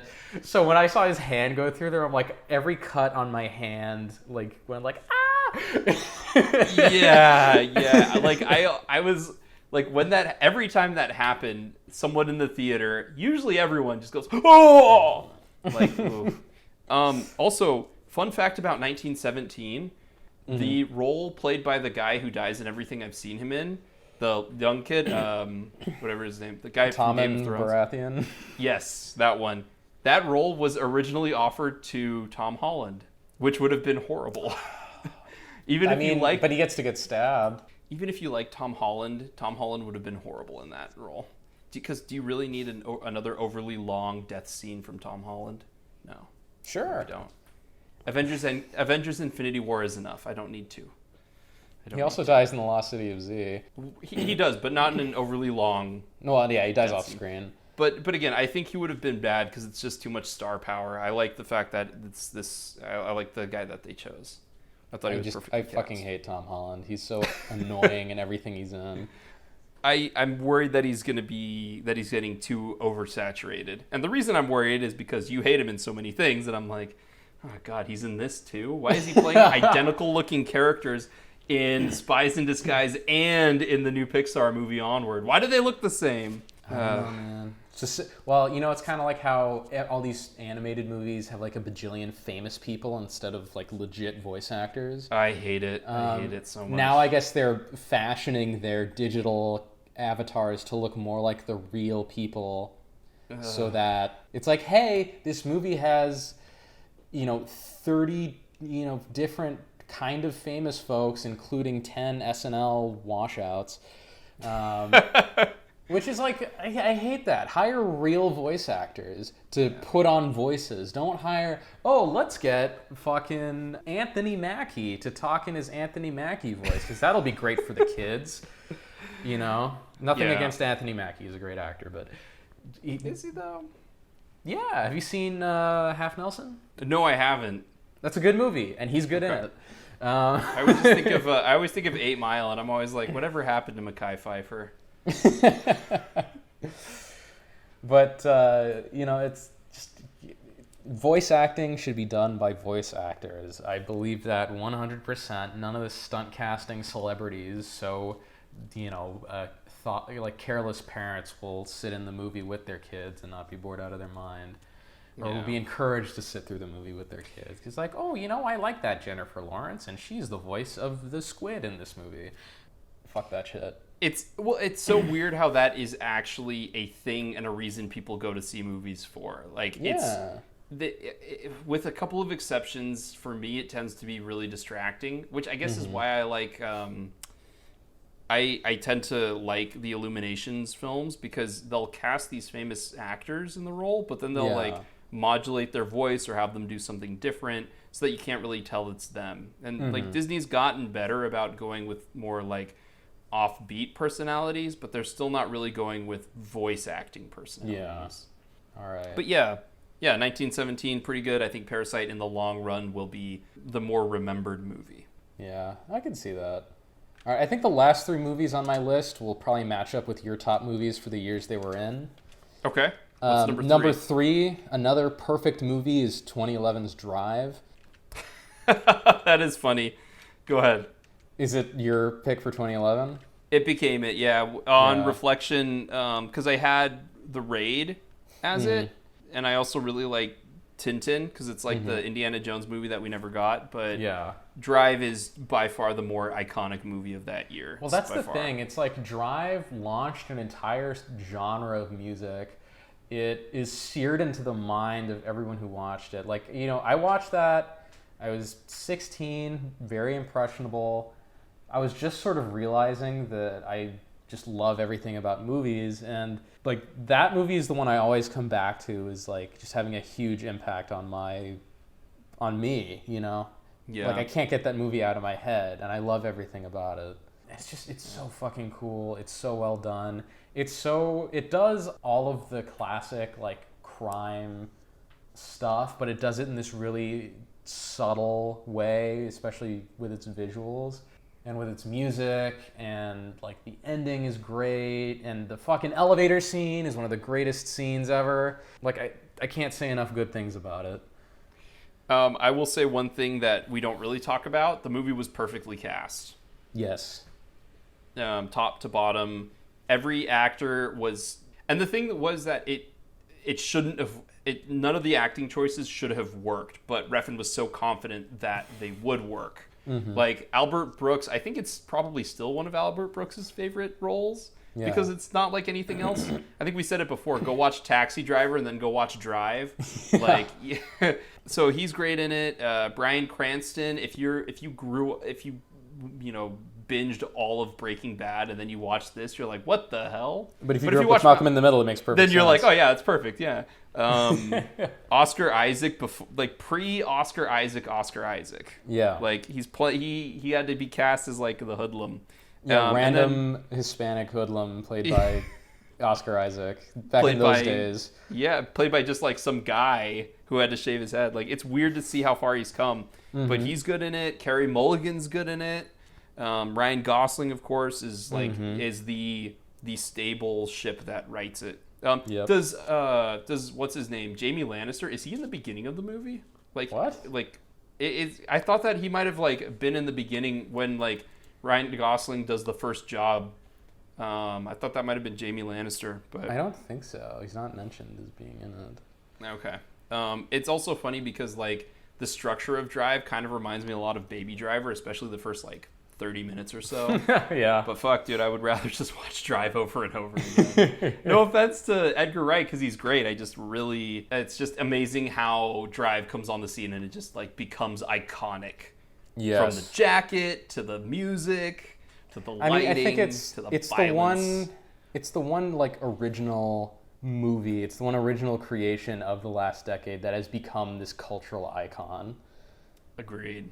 All right, number 2, 2012's The Master, another perfect movie. This is where we're gonna differ. Really? Okay. Yeah. I think this is Paul Thomas Anderson's best movie. Like I said, perfect in every way.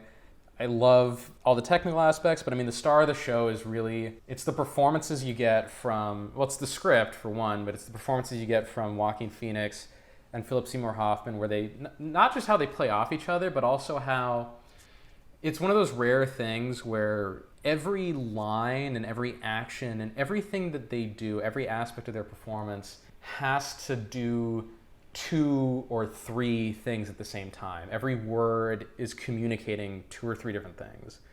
Where it's like there's text, subtext, and subtext for everything.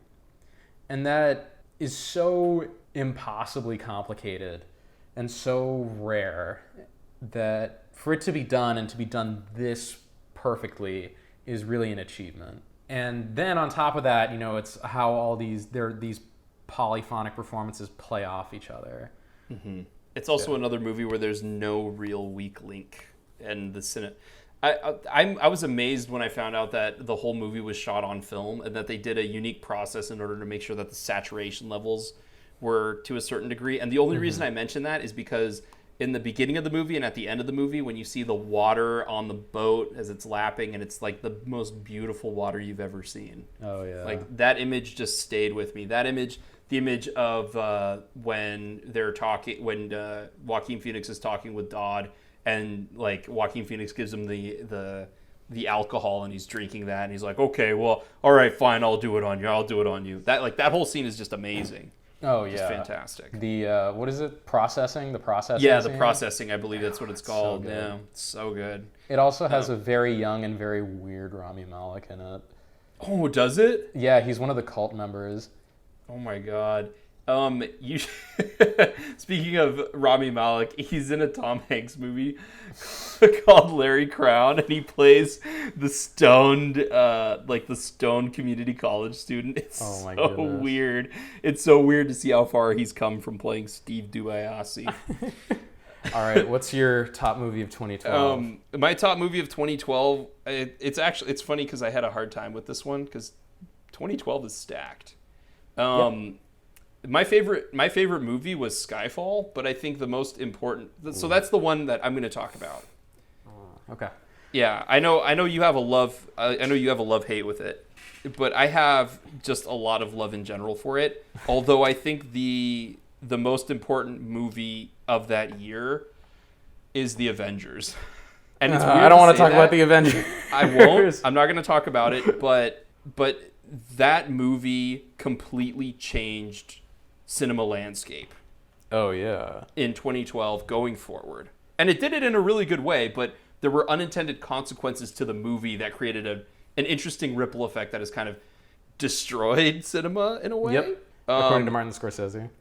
Well, I mean, I would agree with that as far as like if you rewatch the original Avengers movie, it is so dorky. It is so comic booky in a good way. And it's in a way that is completely missing from the comic book movies that we see now.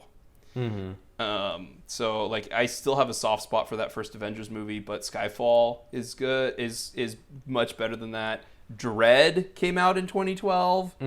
That was shortlisted. I don't like The Master as much as you, but I haven't seen it in a long time. I saw it the one time, and so I think it's due for a rewatch. But Skyfall was kind of everything that worked really well about Casino Royale mixed with everything that worked about the older Sean Connery movies, and then they added a dash of like prestige cinema salt on it. Yeah. Put it in a blender, shot it out, and then added Albert Finney as no, not Albert Finney. Yeah, Albert Finney. As Kincaid, who is my favorite character in the movie. Yeah, you've mentioned you enjoy his weird sexual advances. Weird sexual advances, foreplay, and how he's just like completely outmatched to everything that's going on. But he's just so damn charming in the movie. The movie has a serious problem with female characters, as does every single Daniel Craig James Bond movie. Well, as is every James Bond movie, conceivably. I guess it seemed like some of the aspects were getting better in the Pierce Brosnan movies. Like, I mean, I'm not a huge fan of Christmas Jones, but it was a step in the right direction, as was Halle Berry's Jinx, even if Jinx kind of fell flat. But in this, like, the main Bond girl that they promote, it was part of the sex trade. After revealing that, Bond and her get on a boat and they bang, and there's just something that feels gross about that. Yep. I don't know what it is, but there's something it's that a little feels weird. Gross. I mean, my biggest... Just a little. I like the movie for the most part. I love the first, like, 2/3. I think I've said this a bajillion times, but that... Batman The first Begins... 2/3 are amazing. Yeah, that Batman Begins ending, though, just... I find so frustrating. I like that it becomes a tower defense simulator at the end, but it would have been better if like they went hard R and had Bond like literally gut Javier Bardem's throat out of him. Well, it would be better if You it gotta was do a it the tower old defense way. scenario in a different tower, or, you know, Javier Bardem is portrayed as this big hacker guy, which Yeah. totally gets abandoned in the last third of the movie. It also doesn't help that the entire color palette of that last act is yellow. And then the entire color palette of Batman Begins after the Is first yellow. act is yellow. Which, again, it makes it even more Batman Beginsy. And it's just, it felt so much like Batman Begins. I'm like, I can't get through this. It's funny. I always wondered why people said that, because I've heard they were. I think you've said it and Austin said it's like, oh, Sam Mendes doing his best to rip off Christopher Nolan. I was like, how? The rest of the movie doesn't feel anything like Batman Well, Begins. exactly. It's just that the climax of the movie feels like Batman Begins, which is the one part you don't want to feel like Batman Begins. I still like. I mean, I can understand like because it's yellow, but the movie's kind of segmented into different, into different color schemes, and it had to be yellow because it was shot at night, and that's how cameras process the color information and all that, digital cameras. But like, I don't know. I thought, as opposed to Spectre, I thought it was just enough of James Bond's past coming forward that it was interesting. I still like the whole idea of like they have to defend their space and they have to defend M. I think the way that she dies is kind of like goofy, but I also think that closing action scene, especially with like the tiered moments of like, oh, we'll send in the first squad, we'll send in a bigger second squad, we'll send in the helicopters. Like the movie's already long, cut that down a little bit, but like everything, but like having an ending like that doesn't ruin the rest of the movie. And I like the fact that Bond has no weapons when he's going into this thing. They're like, oh, we got to figure it out with Bondian intelligence. So I think that's a cool moment. So, okay, So- we've come to it. Number one movie of the decade, which I'm sure will be the same for you, and also your top movie of 2015, is none other than our podcast's namesake, Mad Max Fury Road. Oh man, this is awkward. Are you kidding me? Yeah, I'm kidding you, dude. Of course it's Mad Max Fury Road. Yeah, I was like, what the fuck? I don't think I know we've talked about a lot of movies changing the game, but I don't think any movies changed the game as hardcore as Mad Max Fury Road did. Like, let's be 100% clear. I disagree with that. I think Mad Max Really? Fury Road. I think Mad Max Fury Road is one of the greatest movies of all time, and had no discernible impact on the film industry. Ooh. The industry decided to move on as if it had never happened, and just keep falling into the same bad habits that Mad Max Fury Road was. It almost seems like it was designed to break. Like it's like we're in an era of shitty, garbage CGI, shaky cam, edited to pieces action.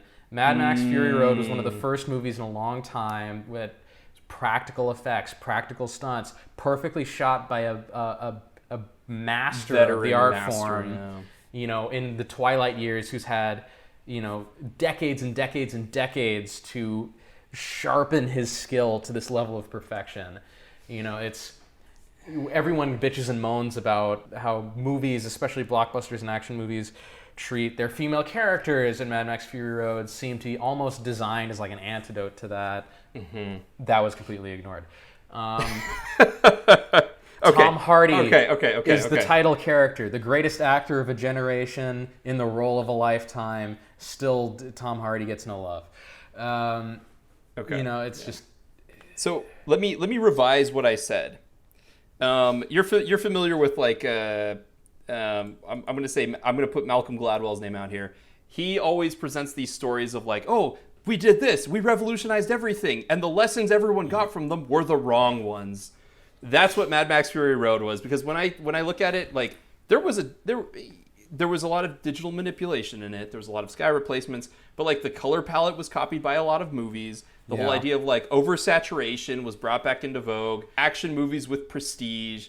But you're right. It seemed like all of the important lessons they could learn from this movie, they completely forgot about. Like how to structure and shoot and edit an action sequence. Or Ignored.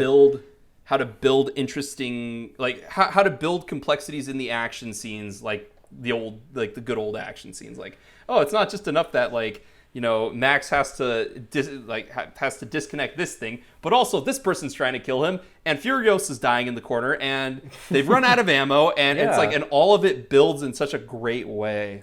Or how to deliver exposition and character background through like incidental visuals and throwaway lines of dialogue and like just little touches and details.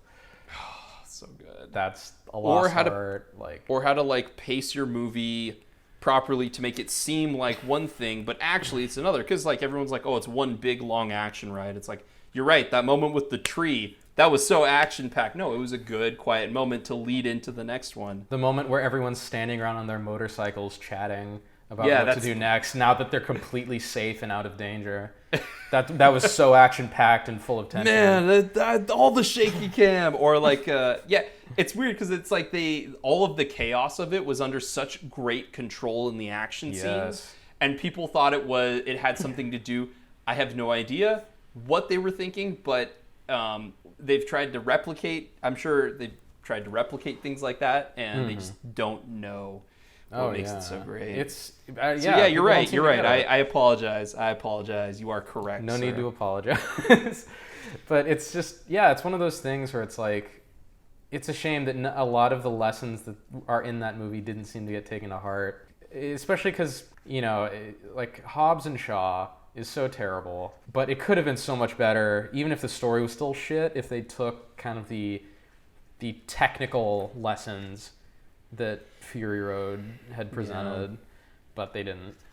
I mean, we did an entire episode about it back in the old days of the original podcast. I think we're due for another one. I guess. It's but yeah, I mean, it's 5-year anniversary. Yeah, I mean, it's a movie that's so good. Our podcast logo is based on it. It's fucking called Under the Wheels. When she went under the wheels. And our rating system is based on primarily on lines of dialogue from the movie. I mean, I don't think there's enough words in the dictionary or any thesaurus to say how great this movie is.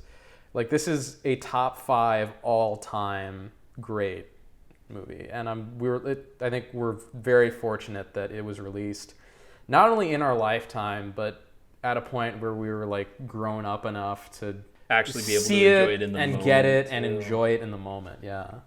Do you remember? I remember the advertising campaign came out, and like the way that they threw superlatives around, like from Mastermind George Miller, and I was like, what the fuck are they talking? Because I had heard of Mad Max. They played reruns of Mad Max Beyond Thunderdome on one of the channels over and over again. But I was like, okay, Mad Max is back. Oh, it's Tom Hardy, before I really knew who Tom Hardy was and seen him in anything really amazing. Yeah. I'm like, okay, Tom Hardy's in it. All right. I remember him in freaking This Means War, the movie I avoided like the plague. Okay, this might be interesting. And like, is that Charlize Theron? That's not Charlize Theron. That doesn't look anything like her. What's with this weird music? Like, it's kind of cool. I'm like, they're trying really hard to get me in the theater. Yeah. And then but like the more I saw the trailer, the more I was like, wouldn't it be amazing if this movie was like the greatest fucking movie ever?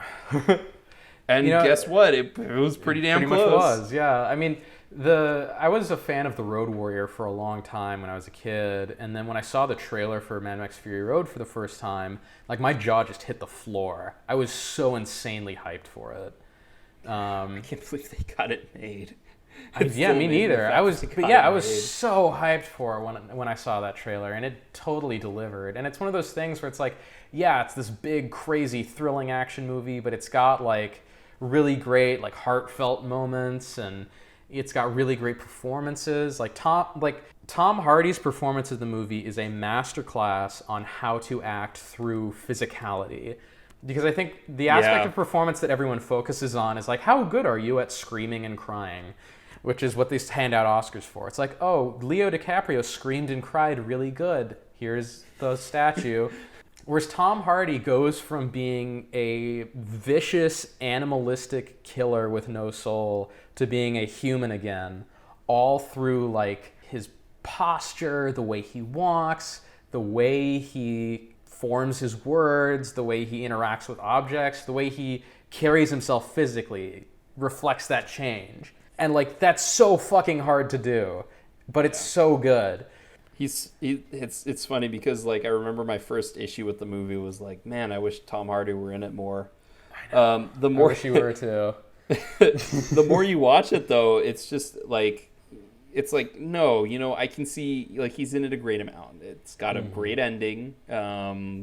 With it's just so simple, just him walking away, like it's great. Well, and not only does he walk away, but it's like he walks away, and then you kind of like look up and look back, and he's gone. Yeah, like he just vanishes. Like that's the end. Like the ending of The Road Warrior is one of the greatest endings ever, and I think Mad Max Fury Road kind of perfectly captures that same essence. Like The Road Warrior begins with Mad Max standing in the middle of the highway as like dust is blowing in front of the screen, and the camera like pushes in slowly on him and is like fearsome in Mel Gibson's like fearsome face, while the narrator says like it's like when the world fell, blah blah blah, times were hard, but there was one man, the man they call Max, the Road Warrior, and he's like talking about the legend of Mad Max and stuff, and then the movie starts. So the movie ends with that shot played backwards, where it's like it starts off on Mel Gibson's face staring directly into the camera and then pulls back slowly as the screen is overcome by dust. And, the narrator's like, he sort of goes on to talk about the happy ending of the movie and is like, and as for Max, that was the last we ever saw of him. He lives on, only in my memories. And I always get chills whenever I see that. But like it explains a lot about you and how you analyze movies. It really does. But like that ending is kind of Mad Max Fury Road. I think does kind of the less that's like the 70s version of that ending. Mad Max Fury Road is the modern version of that ending, where it's like you've been through so much over the course of this movie, and you finally have that happy ending, which feels triumphant and earned in the way a lot of happy endings don't feel. They feel obligatory, and then. Yeah, Max just, Furiosa looks at him, looks away, looks back, and he's gone. It's got such a fucking great name, too. Fucking Mad Max Fury Road. I know. It's weird. It's one of those weird times where, like, the Academy was handing out their awards, and Mad Max was sweeping all of the technical awards, and it was like, this feels right. Yeah. Let's just keep it going. This best actor, right. best picture, best director. And the shit hit. Well, I don't think he was nominated for best actor. Which is a shame because he should have. They could have given it to him for. No, I guess that wasn't that year. I was gonna say, was it? Was that the same year as Legend? No, that was the Revenant year. Which that was the same year as Legend.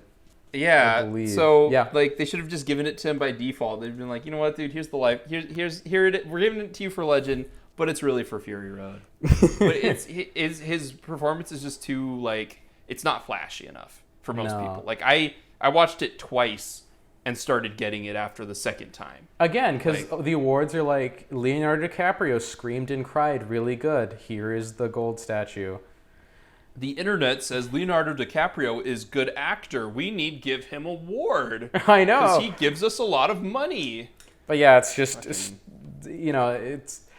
Tom Hardy nails all the most essential aspects of performance that I think tend to get overlooked. Because it's like, it's one thing to say your lines well, it's one thing to make faces well, but it's something completely different to transform your entire body, your way of moving and interacting with the world to fit a character. I'm not gonna lie, dude. I still can't watch Venom, but he's a lot of fun in Venom. Maybe I'll do what I do with Lockout and just buy the movie and just skip ahead to all the Tom Hardy scenes, make a supercut. I know Venom is so terrible, but Tom Hardy is so much fun. Oh my god, when he starts eating the live live lobster, it's just fucking god, dude. I love Tom Hardy. He's so awesome. When is he gonna be in another movie? What's his next movie aside from Venom? I'm still waiting. He might be in that Morpheus movie. God forbid. I'm hoping he shows up in Tenet or something. Wouldn't that be great? That would be amazing. Yeah. Like, I mean, they already have Michael Caine. So, like, we have to make sure everyone who's a fan of Christopher Nolan know that Michael Caine's in this movie. Right? Michael Caine's his good luck charm. He puts him in everything. Everything that he's done really well, and it's got Michael Caine. I was actually kind of disappointed when Michael Caine was like, 1917 is the best war movie I've ever seen. I'm like, dude, you were in Dunkirk. Come on. He was also in Zulu, which I've heard is was. pretty good. Yeah, I've heard it's pretty good too. Apparently, the beginning of the Battle of Helm's Deep, where they're all just chanting at each other, was inspired by Zulu. I mean, my favorite part of that is it's like Orlando Bloom's only joke in the entire movie, where he's like, "Shall I describe it to you, or would you like a box?" And I'm like, "Yeah, that's good. That's clever. Good for you." God, Fury Road's so good. I need to rewatch it again. I had the luxury of watching it at home with surround sound, and it was awesome. That's nice. There's only a couple of reasons to have surround sound, and that's one of them. Yeah. Fury Road and Das Boot and not much else. I've heard from a lot of people that the only movie that like a home theater system really enhances is Das Boot. Like for whatever reason, that's the one that's like perfect for home theater watching. Otherwise, the 2.1 is fine. 2.1 is pretty good for the most part. I would think though that certain horror movies would be really good. Yeah, I could see that. Because they, but as only much as if they have the budget. As much as I don't like Split, the sound mixing in that movie is really good for surround sound. Because it does have that, like, a lot of the music and a lot of the sound effects have that feeling of, like, crawling from your left, up over your head, behind you, and back down to your right. And so that could be captured really well in, like, a complete surround sound system. I've already wasted too many words on Split. Yeah. Let's move back to the good movie, Mad Max Fury Road. Just remember the guy with the giant guitar that spewed fire. I know. Oh, God. You know what? It was a pretty good decade. There's some movies we didn't talk about that were fantastic. Well, there's a lot of movies that were phenomenal that we didn't talk about, but we only discussed the best on the show. Well, we try to, but we didn't discuss Dredd, so it's kind of... I mean, like, how best can we be talking about? But I digress. We've also, I feel like we've pushed forward the medium of... did my recorder stop recording and then start again? Uh-oh. We'll find out. This will be fun. This will be a fun edit. Make sure that you Wait, we pushed the medium of what? Oh, sorry. We pushed the medium of top 10s. Oh, yeah. By doing it in a very weird, non-linear way. We're the Quentin Tarantino of top 10 lists. No. We're the Jean even Luc worse. Godard. We're the John. I was gonna say, you fucking stole it right out the voice right out of my mouth. Yeah, Dude, we're even we have to worse. bring We're the it back. Jean Luc Godard of the top 10 list. See, we're professionals. We always bring it back to the beginning. Mm-hmm. Make sure you follow the podcast on iTunes or Stitcher or Google. Yes, like us on Facebook. It has links to our website. It's got the podcast as well as like articles and whatnot. I think some of the stuff that we talk about, I'll probably start putting in show notes for the podcast if people I think people might find some value in that. I remember there's one episode where we like very winkingly reference a specific YouTube video. It might be good to just give credit to that person in the show notes. Yeah, right. We're talking about Lindsay Ellis's review of the second half of Game of Thrones. Exactly. That's exactly what we were talking about. So yeah, I mean, if we can drive like the 3 people who listen to the show to Lindsay Ellis, that would be awesome. Win. That would be awesome because, more people need to know how bad Phantom of the Opera is. Let's see, what else? Email us, underthewheelsblog@gmail.com. Please, it's Under the Wheels podcast at gmail.com. It is Under the Wheels podcast at gmail.com. I am a terrible host. This explains a lot. Shit. Yeah, anything else you have to add? No, man. We covered like fucking everything. We covered the Oscars and the entire 2010s. So I know. We're set. I think we are. I've been thinking like I hope this podcast gets to a size where we could conceivably do a Patreon. Because like and here the only reason I want a Patreon is I don't want to do the podcast full time. I don't expect people to pay me to do this. All I want is like I don't want to see Birds of Prey. But if I have to see Birds of Prey so we can talk about it here, I want someone else to pay for the ticket. I should just start sending you the tickets, shouldn't I? Oh, here's an AMC ticket. Here, go ahead. Have at it, Gabe. Here's an AMC ticket. So not only do you have to see the movie that you don't want to see, but now you have to see it in a theater you don't necessarily want to see it in because it's gross. It's clean, but it's gross. I don't know why AMCs are gross. They just are. Or at least the AMCs I always end up at are gross. Yeah, I don't have ArcLight out here, so I can't send you to the good theater. That's expensive. Oh, dude, ArcLight that's too expensive for me. I'm not that bougie. I'm a Regal man, or Edwards as they used to be called. I'm a Regal man. Yes, I am. Movies at Regal is all I can. We actually have Regal cinemas out here too. So okay. They do not have them in Northern California. Well, it's just where I'm at. Edwards used to be the biggest theater chain, and then it got bought by Regal, so now they're all Regal. I mean, that would be a good topic to talk about. Maybe how like across the board we have a vertical integration of cinema death. Yeah, the theaters are killing it. The death of industry. But the theaters are dying because cinema's dying because of the theaters themselves, irregardless of how movies are distributed. It's also dying because of how movies are distributed, irregardless. And movies are dying because of the way the studios are operating. Like at every single level, movies are dying. And I don't know if that'd be something to talk about, but I find that really interesting to speculate on. Can an entire art form be suicidal? Find out next time on Under the Wheels. I think on that note, my name is Matthew. I'm Gabe. And you have just gone under the wheels.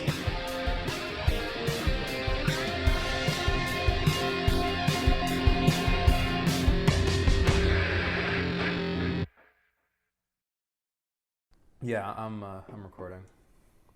All right, I'm recording too. I'm realizing while I'm editing the top 10 episode, I'm like, we don't have really that much for an afterwards stinger. So I was like, I should have been recording when you were like, oh, I'm recording already.